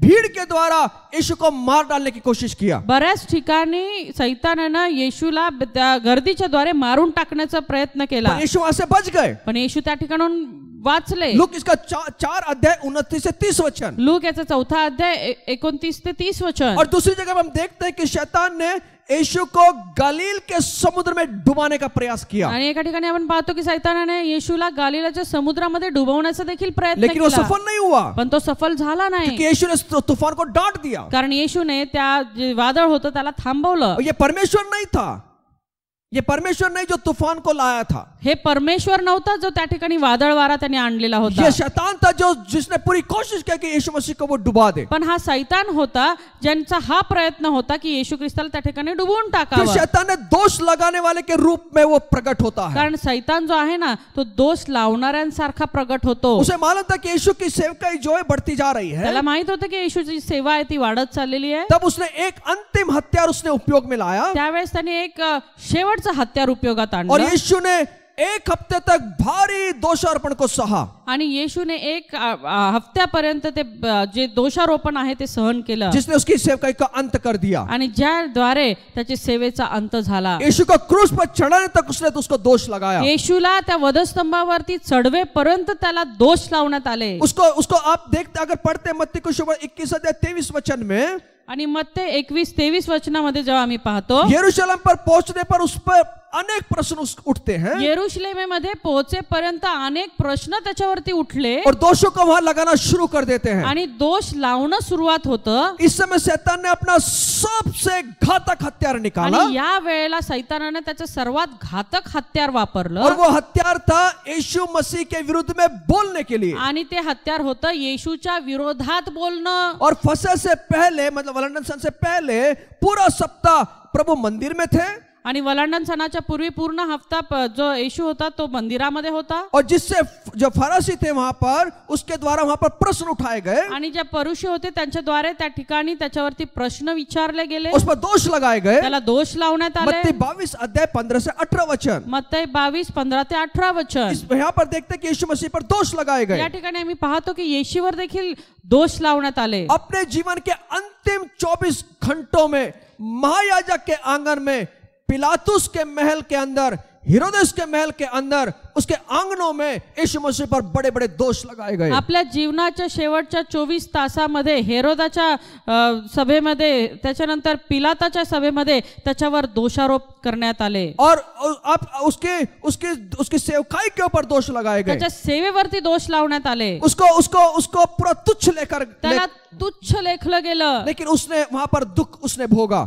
त्या ठिकाणी त्यांनी दुःख सहन केलं और यीशु मसीह शत्रु से लड़ने के लिए तैयार हो गया। आणि येशू त्या शत्रूशी लढण्यासाठी तयार यीशु मसीह झाला। रुके नहीं है, येशू थांबला उसके नाहीये, ऊपर दोष लगाए गए। त्याच्यावर दोष लावले वो इसलिए गेले। लगाए गए कि यीशु की सेवा रुक जाए। ते यासाठी लावले गेले की येशूची सेवा थांबावी। इसके पीछे एक शैतान का एक बड़ा आत्मिक हथियार है। आणि ह्या पाठीमागं सैतानाचं एक आत्मिक हत्यार आहे। इसलिए अगर आपके और मेरे जीवन में किसी ने दोष लगाना आरंभ किया है, उंगली उठाना आरंभ किया है, रुकिए मत। आणि म्हणून जर तुमच्या जीवनामध्ये जर कुणी तुमच्यावरती दोष लावायला सुरुवात केलेला आहे, दोषारोपण करण्याची सुरुवात केलेली आहे, तुम्ही थांबू नका। और ये शैतान का बड़ा हथियार है कि एक वजह से आदमी रुक सकता है, वो है दोष लगाने के वजह। आणि हे सैतानाचं मोठं हत्यार एकाच गोष्टीमुळे माणूस थांबू शकतो आणि ते आहे दोषारोपण। अगर हम रुकते हैं तो शैतान सफल होता है। जर आम्ही थांबतो तर त्या ठिकाणी सैतान यशस्वी होतो। इसलिए हम अलग ढंग से विचार करने वाले लोग बने। आणि म्हणून वेगळ्या दृष्टिकोनातून विचार करणारे लोक बना। हमें दोष लगा रहे हैं, उसके ऊपर ध्यान मत दीजिए। आम्हाला दोष लावत आहेत त्याच्यावर लक्ष देऊ नका। इसलिए यीशु मसीह ने पहले मैंने आपको बताया कि यीशु मसीह कह रहा है सावधान रहिए क्या सुन रहे हैं। आणि म्हणून या ठिकाणी मी अगोदरच सांगितलं, येशू म्हणत आहे की सावधान रहा या विषयी की तुम्ही काय ऐकता। नहीं तो हमारे द्वारा, हमारे सेवा के द्वारा, हमारे काम करने के जो काम हमने बंद कर दिए हैं उसके द्वारा बहुत सारे लोग हमारी सेवा ना करने की वजह से नाश हो सकते हैं। कारण की जे आम्ही कुणाच्या तरी दोषारोपणामुळे काम आमचं थांबवलंय, जर सेवा थांबवली तर अशा बरेचसे लोक आहे त्यांच्या जीवनावरती याचा वाईट परिणाम होऊ शकतो। इसलिए अपने नजरिए को बदलना है, आणि म्हणून आपली नजर आहे ती बदला, हमारे सोच को बदलना है। आमचे विचार बदला। बहुत सारे लोग होते हैं वो हटीले होते हैं। बरेचसे लोक आहेत ते फार हट्टी आहेत। अच्छा इन्होंने ऐसा करा है ना, ऐसा बोला है ना, अब मैं करके दिखाऊंगी या दिखाऊंगा। हाँ, आता असं म्हटलेत ना, आता बघा मी असंच करणार, मैं करूनच दाखवतो, अब करके दिखाऊंगा। आता करूनच इसका दाखवतो। मतलब ये हुआ मेरी बहन मेरे भाई, हम हटीले अगर लोग बनेंगे तो परमेश्वर जो आपकी अगुवाई और मेरी अगुवाई नहीं करेगा। याचा अर्थ हा की तुम्ही अशा गोष्टीमध्ये जर हट्टीपणा दाखवाल तर निश्चितच परमेश्वराची कृपा तुमच्या माझ्यावर राहणार आप नाही। निर्गमन 33 अध्याय में पढ़ सकते हैं। निर्गम 33व्या अध्यायामध्ये तुम्ही वाचू शकता। परमेश्वर कहता है कि मैं इनकी अगुवाई नहीं करूंगा, ये हटीले लोग हैं। परमेश्वर त्या ठिकाणी म्हणत आहे की मी यांच्यावर दया करणार नाही कारण की हट्टी लोक आहेत, ये मेरे विरुद्ध विरुद्ध हो चुके हे हैं, माझ्या विरोधात गेलेले ये मुझ आहे, पर दोष लगाते हे हैं। माझ्यावर दोष लावत आहे. और यहाँ पर मोशे कहता है कि प्रभु तेरी प्रजा का ध्यान रख। वो मोशे बीच में आता है, इसलिए परमेश्वर वहां पर उनके ऊपर अनुग्रह करता है। परंतु मोशे त्या ठिकाणी मध्ये येतो, त्यांच्यासाठी मध्यस्थी करतो आणि म्हणून परमेश्वर त्यांच्यावर दया करतो. इसलिए दोष आरोपण के द्वारा आदमी को नियंत्रण में रखने का प्रयास किया जाता आणि है। म्हणून दोषारोपणाच्या द्वारे त्या व्यक्तीला नियंत्रणामध्ये ठेवण्याचा प्रयत्न केला जातो. नियंत्रण करने का एक मार्ग ये किसी पर शब्दों से दोष लगाना और सताने के द्वारा होता है। आणि नियंत्रण करण्याचा हा एक चांगला हत्यार आहे. दोषारोपणाच्या द्वारे तुम्ही त्याला नियंत्रित करू शकता. अगर दोष उसके ऊपर लगाते हैं तो वो नियंत्रण में हो जाता है। जेव्हा तुम्ही त्याच्यावर दोष लावता तो आपोआपच नियंत्रित होतो. जो बातें आप करना नहीं चाहते वे बातों का दोष लगाया जाता है। जे गोष्टी तुम्ही करू इच्छित नाही त्या गोष्टींविषयी दोष तुम्हाला लावले जातात. और जब कोई निरंतर आप पर दोष लगाता है आणि जेव्हा कोणी निरंतर तुमच्यावरती दोष लावतं तो तब वह नियंत्रण के उस स्तर को उपलब्ध कर लेता है कि आपके जीवन को नियंत्रण कर ले। आणि मग म्हणून त्यावेळेस त्या नियंत्रणाच्या एक ती गोष्ट ती उपलब्ध होते त्यांना, जेणेकरून ते लोक तुम्हाला नियंत्रित करू शकतात. और ये जादू टोने का एक भाग है। हे एक जादू टोण्याचा प्रकार आहे. जो लोग आपके ऊपर निरंतर दोष लगाते हैं और हम उसके नियंत्रण में आ जाते हैं, और इसका मतलब ये है कि वो हमको नियंत्रण कर लेते हैं, और जिस बात की उन्होंने इच्छा रखी थी उससे हम उसके प्रभाव में आकर हम वही बात करते जो उन्होंने ठहराया था। आणि जे लोक तुम्हाला नेहमी सतत दोषारोपण करत राहतात आणि त्यांच्या नियंत्रणामध्ये ठेवण्याचा प्रयत्न करतात, आणि तुम्ही देखील कळत न कळत त्यांच्या नियंत्रणामध्ये कधी निघून जाता हे तुम्हाला कळत नाही, आणि त्यांचा हेतू जो आहे तुम्हाला नियंत्रण करण्याचा तो साध्य होतो. और ये दोष लगाने वाले को समाप्त कर देते हैं। आणि हे जे दोष लावणारे आहेत ते आम्हाला संपवून टाकतात. यूहन्ना बपतिस्मा करने वाले की सेवा को समाप्त कर दिया। योहान बपतिस्मा करणारा जो होता त्याची सेवा संपवली गेली. कैसे? कशी? हेरोदेस की पत्नी ने अपने पति को मजबूर कर दिया। योहान बपतिस्मा करने वाले के दोष लगा कर मजबूर कर दिया, और उसको अंतिम निर्णय ये लेना पड़ा कि उसने उसकी सेवा को खत्म कर दिया। हेरोदेसच्या पत्नीने त्याला दोष लावून तिच्या पतीला त्याच्या विरोधामध्ये उभं करून शेवटी त्याची सेवा जी आहे ती संपवून टाकली.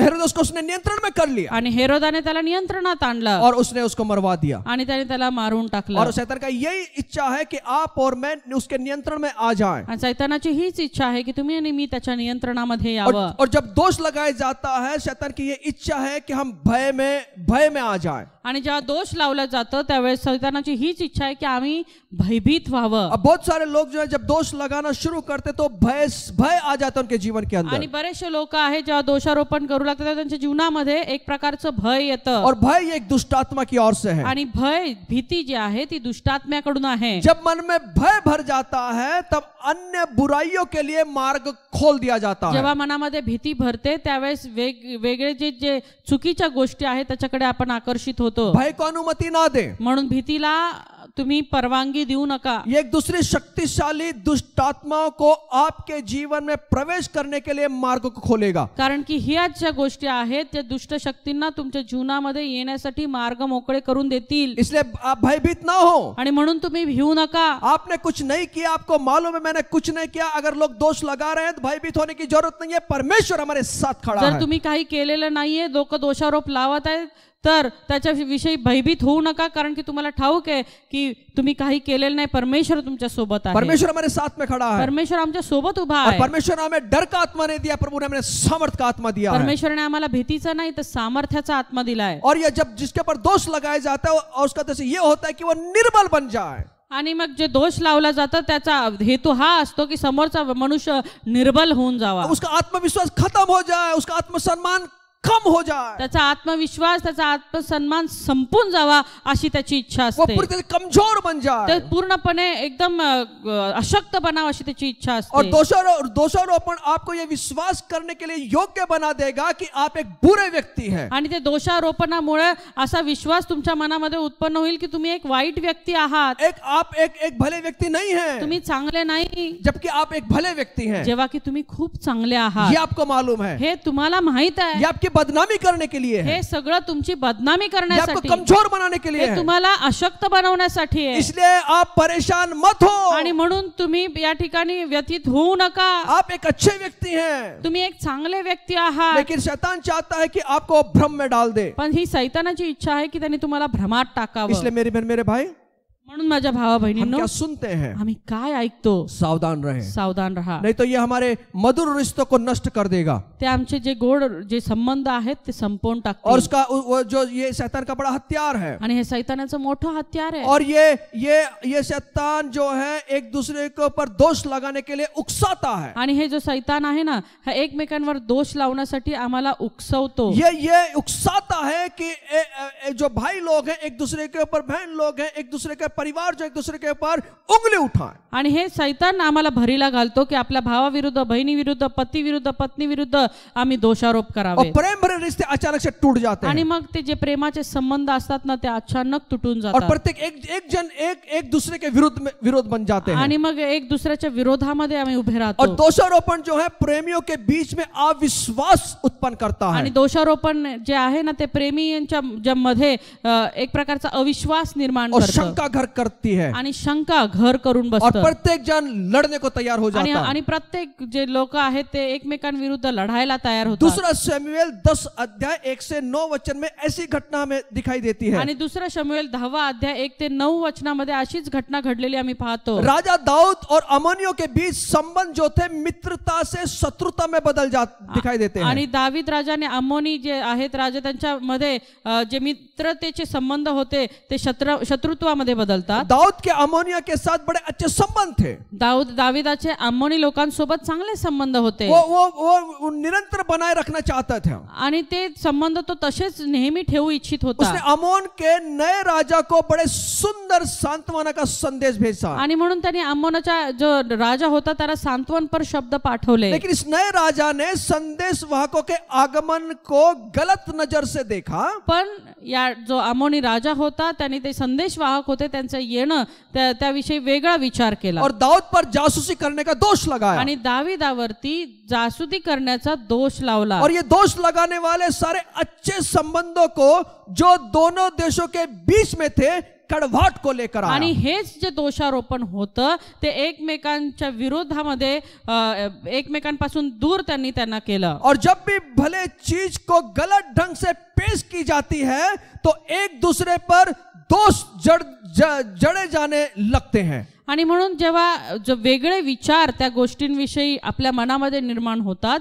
त्यावेळेस त्याविषयी आम्ही दोषारोपण करायला सुरुवात करतो. प्रेम जो है घृणा में बदल जाता है. आणि जे प्रेम आहे ते घृणेमध्ये बदलतं. रिश्तों में खटास आ जाता है. आमच्या जे संबंध आहेत चांगले त्याच्यात कटुत्व निर्माण होतं. और भले उद्देश्य को दोषारोपणों से बदल दिया जाता है. आणि चांगल्या उद्देशाला दोषामध्ये बदललं जातं. ये गलत ढंग से पेश करने वाले कुछ लोग होते हैं. आणि हे वेगळ्या प्रकारे मांडणारे काही लोक असतात. इनसे सावधान रहना है. त्यांच्यापासून फार सावध इनका राहा. जो ध्यान है ना वो गलत उद्देश्य के साथ होता है. कारण की त्यांचं जे लक्ष आहे ना ते जे चुकीचे उद्देश घेऊन दोषारोपणाचे असतात. उनको हर एक चीज में गलती दिखाई देती है. त्यांना प्रत्येक गोष्टीत चूकच दिसते. अरे ये ऑफरिंग ले रहे हैं, ये ऑफरिंग कहाँ जाती है, यहाँ से शुरू हो जाता है. आणि सुरुवात इथून होते की हे ऑफरिंग येतात हे जातं कुठं. और कुछ भाई उनके बीच में आ जाते हैं कि भैया आपने देखा है कि इनकी ऑफरिंग कहाँ जाती है. मतलब गलत धारणा से इनके जीवन में बातें आती हैं. आणि मग काही भावांमध्ये एकत्र होतात आणि मग तुम्हाला माहिती काय ऑफरिंग कुठं जातं आणि अशा प्रकारच्या गोष्टी त्यांच्या मनामध्ये बिंबवल्या जातात. बाइबल स्टडी के नाम पर वहां पर एक दूसरे के दोष लगाए जाते. इतना पैसा आता है कहाँ जाता है, ये सेवा कहाँ करते हैं,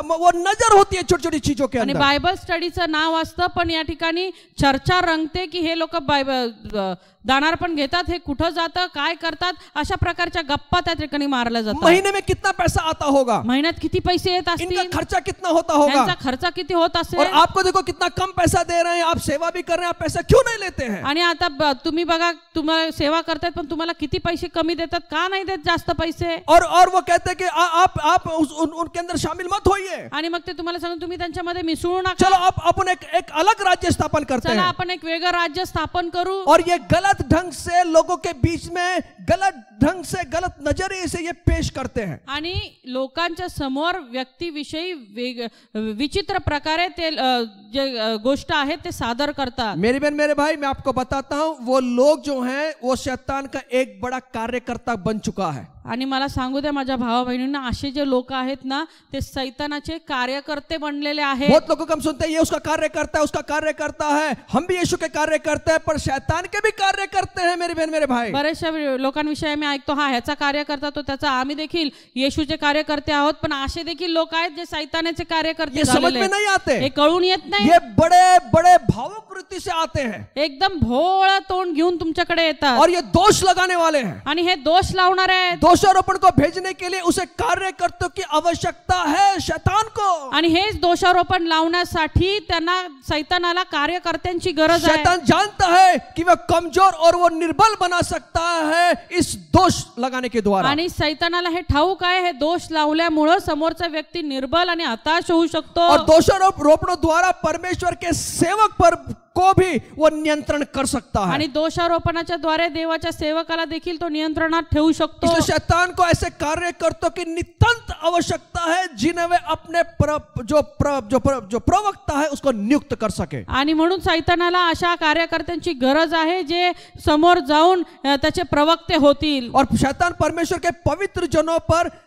घृणा का कीचड़ उसके कार्यकर्ताओं के द्वारा फेंकता है. आणि मग हे जे सैतानाचे कार्यकर्ते आहेत, सैतान त्यांच्याद्वारे त्याचे जे देवाचे अभिषिक्त आहे त्याच्यावरती दोषारोपण लावतो. और शैतान परमेश्वर के सेवकों पर उल्टी करना चाहता है. आणि सैतान जो आहे ते देवाच्या सेवकांवरती उलटी करू इच्छितो. क्या हम शैतान के हत्यार बनेंगे? तुम्ही सैतानाचे हत्यार बनणार का? जिनके द्वारा वे अच्छे लोगों पर अपनी गंदगी भरे दोषारोपण को छिड़केगा. आणि हा जो शत्रू सैतान आहे तो या त्याच्या कार्यकर्त्यांचा उपयोग करून देवाच्या अभिषिक्त लोकांवरती चिखल उडवण्याचं काम करतो. और दोषारोपण शैतान का ट्रेडमार्क है. आणि हे दोषारोपण आहे ना, हे सैतानाचा एक ट्रेडमार्क आहे. और दोषारोपण परमेश्वर का तरीका नहीं है. आणि दोषारोपण हे परमेश्वराचं प्रकार, परमेश्वराची पद्धत नाहीये. किसी पर दोष लगाना आरंभ होता है तो समझो कि शैतान से यह कार्य चल रहा है. कुणावरती दोष लावायला सुरुवात होतो, लक्षात घ्या हे सैतानाचं कार्य चालू और आहे. ये दुष्ट आत्मा का कार्य हो रहा हे है. दुष्टात्म्याचं कार्य होत आहे. मिखाइल स्वर्गदूत भी वो जब मूसा का सौ लेने आते हैं तभी वो दोष नहीं लगाता है. परमेश्वर का जो मिखाइल स्वर्गदूत है वो दोष नहीं लगाता है. मिखाइल जो होता देवाचा स्वर्गदूत, तो देखील त्या ठिकाणी मोशेवरती कुठल्याही प्रकारचा दोषारोप लावत नाहीये. यहूदा इसका 9 वचन में पढ़ सकते हैं. यहूदाच्या 9व्या वचनामध्ये आम्ही वाचू शकतो. जब प्रधान स्वर्गदूत मिखाइल ने जब शैतान से मूसा का शव के विषय में वाद विवाद किया तो उसने बुरा भला कह के दोष लगाने का साहस ना किया और यह कहा प्रभु तुझे डांटे. जेव्हा सैतान आला त्यावेळेस त्या मिखाईलाने देखील दोषारोप लावला नाही, तर त्यांनी त्या ठिकाणी असं सांगितलं की देव तुझ्यावरती दोष लाव. स्वर्गदूत ने शैतान पर दोष नहीं लगाया. स्वर्गदूताने सैतानावरती दोष लावला नाही. तो फिर क्यों हम पासबान या कोई अन्य से व्यक्ति के ऊपर हम क्यों दोष लगाएं? मग का आम्ही पालकांवरती किंवा अन्य जे लोक आहेत त्यांच्यावरती दोष लावतो? क्यों पति और पत्नी एक दूसरे के ऊपर दोष लगाते का हैं? पती पत्नी एकमेकांवरती दोष लावतात? क्यों एक दूसरे की बुराई करते हैं? का एकमेकांची ते चुकीच्या गोष्टी बोलतात? आपको मुझे एक काम करना है, हमें प्रार्थना करना है. आम्हाला एक गोष्ट करायची की आम्हाला प्रार्थना करायची प्रार्थना आहे. सब कुछ बदल के रख सकता है. प्रार्थनाच आहे जी सर्व काही बदलू शकते. परमेश्वर ही जो मनुष्य को बदल सकता है. परमेश्वरच आहे जो मनुष्याला बदलू शकतो. हम किसी पर दोष लगाकर उसके सकारात्मक बदलाव को नहीं ला सकते. आम्ही कुणाला दोष लावून त्याच्यामध्ये सकारात्मक बदल पाहू शकत नाही. हम किसी के ऊपर किसी को बदल नहीं सकते. आम्ही कुणालाही बदलू शकत नाही. लेकिन परमेश्वर बदल सकता है. पण परमेश्वर बदलू शकतो जब आप और मैं प्रार्थना करेंगे. जेव्हा तुम्ही आणि मी प्रार्थना करू. इसलिए मेरी बहन मेरे भाई,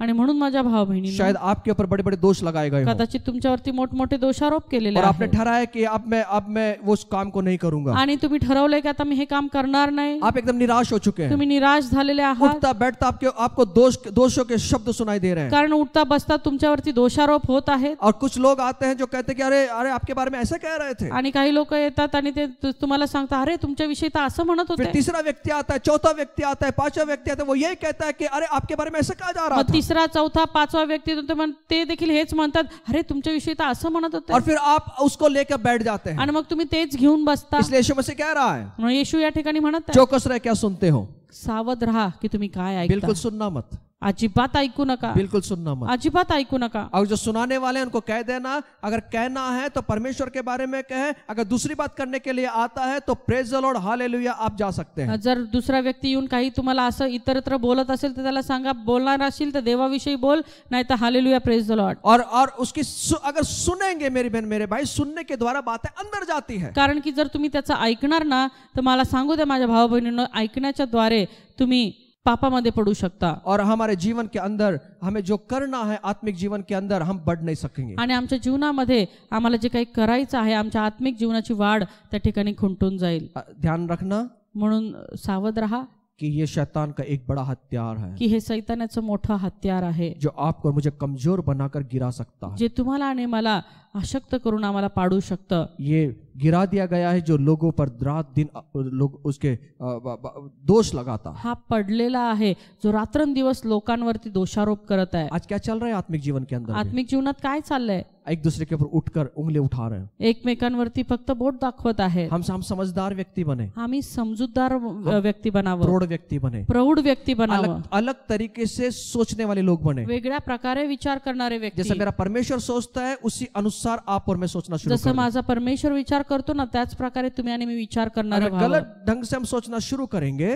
जर वेगळ्या प्रकारे विचार करणं जर आम्ही सुरू करू तो शैतान के कार्यकर्ते बैठे हैं, तर सैतानाचे कार्यकर्ते बसलेलेच आहेत। उनको मालूम है कि आपके मन में क्या चल रहा है, त्यांना माहित आहे की तुमच्या मनामध्ये काय और चाललंय, वो कार्यकर्ता को भेजकर और चीजों को भड़का देंगे। आणि मग त्याच्या कार्यकर्त्यांना पाठवून अजून तुम्हाला और भडकवतील। कार्यकर्ते इतने ज्ञानी हैं, आणि हे कार्यकर्ते एवढे ज्ञानी आहेत, इनका विवेक इतना अच्छा है, त्यांचा विवेक एवढा छान आहे, ये विवेक जो है बड़ा सुंदर है, आणि त्यांचे विवेक एकदम चांगला आहे, और इतना विवेक को ये उपयोग करते हैं कि वो सामने वाले को लेकर चले जाते हैं, उसको गिरा देते हैं। आणि मग त्यांचा विवेक असा आहे की ते समोरच्याला उचलून घेऊन जातात। और वो कहते हैं कि इनके पास में अच्छा ज्ञान नहीं है, हमारे पास में अच्छा ज्ञान है। आणि मग ते सांगू लागतात यांच्याकडे काही चांगलं ज्ञान नाही, सगळं ज्ञान वो आमच्याचकडे आहे। सिखाना शुरू कर देते हैं, आणि शिकवायला सुरुवात वो करतात। सीखते नहीं है। शिकत नाही ते। यीशु मसीह को सेवा में आने के लिए 30 साल लगे। येशू ख्रिस्ताला सेवेमध्ये यायला 30 वर्ष लागले। परमेश्वर ने उसको परखा, परमेश्वराने त्याला पारखलं, और परमेश्वर 30 साल के बाद में उसको सेवा में उसको लेकर आया, आणि 30 वर्षानंतर परमेश्वर येशूला सेवेमध्ये घेऊन आले। और 3.5 साल की सेवा थी, आणि 3.5 वर्षाची सेवा होते। 3.5 साल की सेवा करने के लिए 30 साल उसको लगे परखने के लिए। आणि 3.5 वर्षाची सेवा करण्यासाठी 30 वर्ष त्याला पारखलं गेलं। आजकल 3 दिन के अंदर प्रॉफिट तैयार होता है, आजकाल 3 दिवसात प्रॉफिट तयार होतो, 3 दिन के अंदर सेवक बन जाता है। आणि 3 दिवसात सेवक जिस यीशु को 30 साल लगे, आज के सेवक को 3 दिन में सेवकाई मिल जाती है। ज्या येशूला 30 वर्ष लागले, आजकालचे सेवक 3 दिवसात तयार होतात। क्योंकि जो विवेक से भरे हुए जो लोग हैं ना, ये मिल जाते हैं, कारण की हे विवेकाने भरलेले लोक आहेत ना, हे मिळतात और दोष लगाना शुरू करते हैं। दोष लावणं सुरुवात इसलिए करतात। यीशु मसीह कह रहा है, आणि म्हणून येशू या ठिकाणी म्हणत आहे, चौकस रहो, सावधान राहा, क्या सुनते हो, काय ऐकताय। जिस नाप से तुम नापोगे ना, उसी नाप से तुम्हारे लिए नापा जाएगा, ज्या मापाने मापून द्याल ना, त्याच मापाने तुम्हाला परत मापून दिलं और जाईल, तुमको अधिक दिया जाएगा। आणि तुम्हाला अधिक दिलं जाईल। और मैं आपको सिर्फ एक भाग बताया, अगर प्रभु ने होने दिया ना, और इसके 4 से 5 भाग है, अगर प्रभु ने होने दिया मैं आपको बताऊंगा कि आगे क्या होता है। आता तर एकच भाग सांगितलाय फक्त, याचे 4 ते 5 भाग आहेत। प्रभूने होऊन दिलं तर ते देखील मी तुम्हाला सांगेन। इसको बनाने के लिए, मेरे आत्मिक जीवन को चेक करने के लिए मेरे को 1 महीना लगा, ये सब बातें ढूंढने के लिए। आणि हे सगळं पारखण्यासाठी, माझं आत्मिक जीवन मला मापण्यासाठी 1 महिना लागला हे पाहण्यासाठी। प्रभु को बोला, प्रभु मेरे जीवन के अंदर मुझे दिखा, मैं ये चीजें मेरे अंदर है क्या। आणि मी प्रभूला म्हटलं, प्रभू मला दाखव या गोष्टी माझ्या जीवनात आहेत का। इसलिए मैंने उसको चेक किया मेरे जीवन के अंदर। आधी मी माझ्या जीवनामध्ये हे चेक केलं। और जो लोग दोष लगाते हैं, ये मेरी बहन मेरे भाई, उसको स्वीकार करें और प्रभु के हाथों में सौंप दें, और परमेश्वर आपकी और मेरे सेवकाई को, प्रभु और आपके मेरे जीवन को आशीषित कर देगा। आणि म्हणून जे दोष लावतात आहे ना, त्याच्याविषयी तुम्ही काळजी करू नका। देवाच्या विश्वासामध्ये राहा, आणि जे काही काम करत आहात ते अविरत करत राहा। प्रभु का धन्यवाद हो, प्रभूला धन्यवाद। गॉड ब्लेस यू, प्रभु को आशीष दे।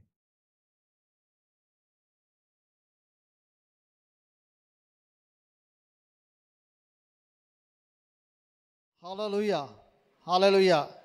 परमेश्वराच्या नावाला धन्यवाद असूया। या रविवारच्या सुउपासनेच्या दिवशी परमेश्वराने खरोखर सुंदरशा स्तुतिस्तवनाच्या द्वारे, आराधनेच्या द्वारे आपणा सर्वांना आशीर्वादित केलेला आहे। सुंदरशा वचनाच्या कार्य देखील आपण आशीर्वादित झालेलो आणि ही वेळ आहे प्रियांनो परमेश्वराच्या भांडारामध्ये टाकण्याची ही वेळ आहे परमेश्वराचा सन्मान करण्याची परमेश्वराचं गौरव करण्याची.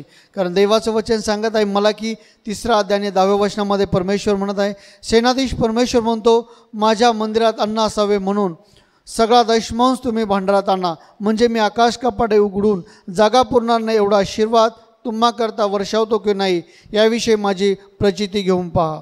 खरोखर या वचनाचा आपण सन्मान करूया या वचनाला उंच करूया प्रियांनो आपल्या जीवनामध्ये. आणि खरोखर यावेळेला आपला जो दशमांश आहे हा आपण पवित्र भांडारामध्ये आपल्या मिळकतीचा जो 10वा भाग आहे तो परमेश्वराच्या भांडारामध्ये आणूया. आणि खरोखर देवबाप आपल्या त्या देण्याच्याद्वारे त्याच्या वचनाचा सन्मान करण्याच्याद्वारे आकाश कपाट उघडून देणारा आपले जीवन आशीर्वादित करणारा परमेश्वर आहे. देण्याची पद्धत आहे जर तुमच्याकडे हे इन्व्हलप असेल त्या इन्व्हलपमध्ये तुम्ही तुमची कॅश स्वरूपातली ऑफरिंग असेल दशमांश असेल यामध्ये टाकू शकता तुमचं नाव टाकू शकता आणि ज्यावेळेला चर्चकडे याल त्यावेळेला हे जमा करू शकता. अन्यथा तुम्ही खाली दिलेला चर्चचा जो आपला गुगल पे नंबर आहे किंवा फोनपे आहे या नंबरवर तुम्ही गुगल पे आणि फोनपेच्या माध्यमातून देखील आपला अर्पण आणि दशमांश टाकू शकता.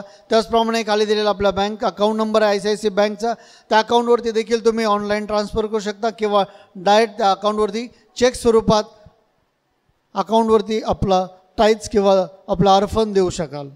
मी सर्वांना विनंती करतो या देण्याच्याद्वारे आपण आशीर्वादित होऊया. सर्व मिळून आज यावेळेला आपलं अर्पण आपला दशमांश आपण यावेळेला आपण अर्पण करूया. आमेन. धन्यवाद येशूला धन्यवाद येशूला धन्यवाद येशूला धन्यवाद येशूला हालेलुया राजांच्या राजाला प्रभूच्या प्रभूला धन्यवाद येशूला हालेलुया राजांच्या राजाला प्रभूच्या प्रभू धन्यवाद येशूला स्तुती हो द्या त्याला स्तुती हो द्या त्याला स्तुती हो द्या त्याला स्तुती हो द्या त्याला हालेलुया राजांच्या राजाला प्रभूच्या प्रभूला स्तुती हो द्या त्याला हालेलुया राजांच्या राजाला प्रभूच्या प्रभू स्तुती हो द्या त्याला धन्यवाद येशूला धन्यवाद येशूला धन्यवाद येशूला धन्यवाद येशूला हालेलुया राजांच्या राजाला प्रभूच्या प्रभूला धन्यवाद येशूला हालेलुया राजांच्या राजाला प्रभूच्या प्रभू धन्यवाद येशूला. यावेळेला आपण प्रार्थना करूया. सुंदरशा या सर्वांच्या अर्पणासाठी प्रार्थना करूया. जे टाईज चाललेलं आहे त्या टाईजसाठी प्रार्थना करूया. सुंदरशा भेटीसाठी आपण प्रार्थना करूया. आपण सर्वजण ज्या ठिकाणी आहोत नेत्रबंध करूया. स्वर्गीय प्रभू आम्ही तुझ्या नावाला धन्यवाद देतो. प्रिय बापा तुझे आभार मानतो. विशेष करून प्रार्थना करतो प्रभू या शब्दाद्वारे प्रभू आमच्या परिवारामध्ये असताना तुझ्या उपस्थितीचा अनुभव आम्ही घेतलेला आहे आणि पवित्र आत्मा प्रभू आम्ही तुझ्या नावाला धन्यवाद देतो. स्वर्गीय बापा आमची मूठ आमचं अंतकरण तू पाहिलेलं आहे बापा. जे अंतकरण प्रभू ज्या अंतकरणाने आम्ही पेरणी केलेले बापा जी मूठ पवित्र दे बापा तुझ्या भांडारामध्ये उघडलेलं आहे येशू. जे आमचं प्रभू मिळकतीचा 10वा भाग आज परमेश्वर दे बापा तुझ्या मंदिरामध्ये आम्ही दिलेला आहे प्रभू तू पाहिलेला आहेस. येशूच्या नावामध्ये देणारे सर्व हात आम्ही आशीर्वादित करतो. पवित्र परमेश्वरच्या अंतकरणाने प्रभू तुझ्या मंदिराच्या गौरवासाठी तुझ्या राजाच्या वाढीसाठी जी पेरणी केलेली आहे पवित्र दे बाप्पा ते अंतकरण देखील तू पाहिलेलं आहेस. येशूच्या नावामध्ये ते सर्व देणारे हात आम्ही आशीर्वादित करतो. ते सर्व परिवार आम्ही येशूच्या नावामध्ये आशीर्वादित करतो प्रभू. या अर्पणाचा उपयोग या दशमांचा उपयोग विशेष करून तुझ्या राजाच्या वाढीसाठी होऊ दे पवित्र दे बाप्पा. जे लोक अंधकारामध्ये आहेत जे लोक निराशामध्ये आहेत येशू विरहित जीवन जगत आहेत त्यांच्या जीवनामध्ये प्रभू येशूचं पवित्र दे बाप्पा वचन जाण्यासाठी या अर्पणाचा या दशमांचा उपयोग होऊ दे पवित्र दे बापा. त्याचप्रमाणे प्रार्थना करतो स्वर्गीय प्रभू, या अर्पणाचा उपयोग मंडळीच्या सर्व गरजा पूर्ण होण्यासाठी सहाय मदत कर आणि हो दे तुझ्या नावाचा गौरव. पुन्हा एक बार आम्ही देणारे हात आशीर्वादित बोलतो, दे परिवार आम्ही आशीर्वादित बोलतो पिता, आणि तुझ्या नावाचा गौरव करतो. सर्व आदर महिमा सन्मान तुला देत. ही प्रार्थना आमचा उद्धारकर्ता परमेश्वर प्रभू येशू ख्रिस्ताच्या नावात केली पिता तो ऐक. आमेन.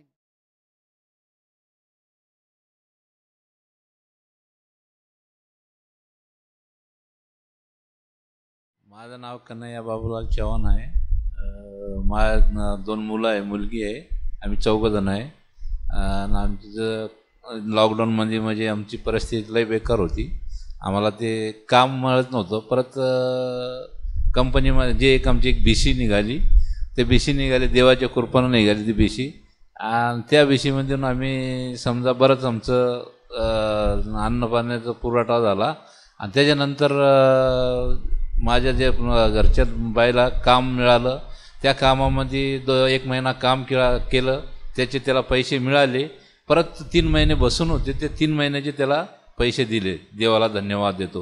परत ते देवाला मी म्हणलं की विचार केला की बाबा देवानं आपल्याला दिलं तर आपण देवाला देवा. तर मी दशमास दिला देवाला. तर तेव्हापासून माझं अजून परत मला एक काम मिळालं.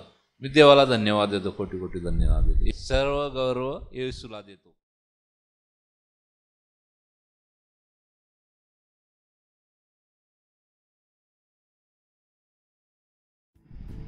मैं पर्शिया की रानी हूँ। हदासा मेरा यहूदी नाम है।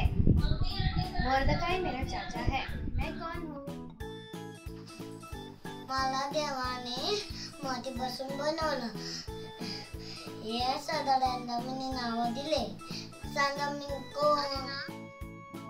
Hello, praise the lord. My name is Elina बरकानिया. मैं आज आपको एक भजन बताऊंगी. भजन संहिता 138 का दूसरा वचन. मैं तेरे पवित्र मंदिर की ओर धन्यवाद करूंगा और तेरी करुणा और तेरी सच्चाई के कारण मैं तेरे नाम का धन्यवाद करूंगा, क्योंकि तूने अपने वचन को अपने बड़े नाम से अधिक महत्व दिया है. Thank you. आमेन. लिया सुमित सदिवे जे दादाऊ ते धन्यवाद, कारण त्यांच्यावर दया करते होईल. मत्ते 5:7.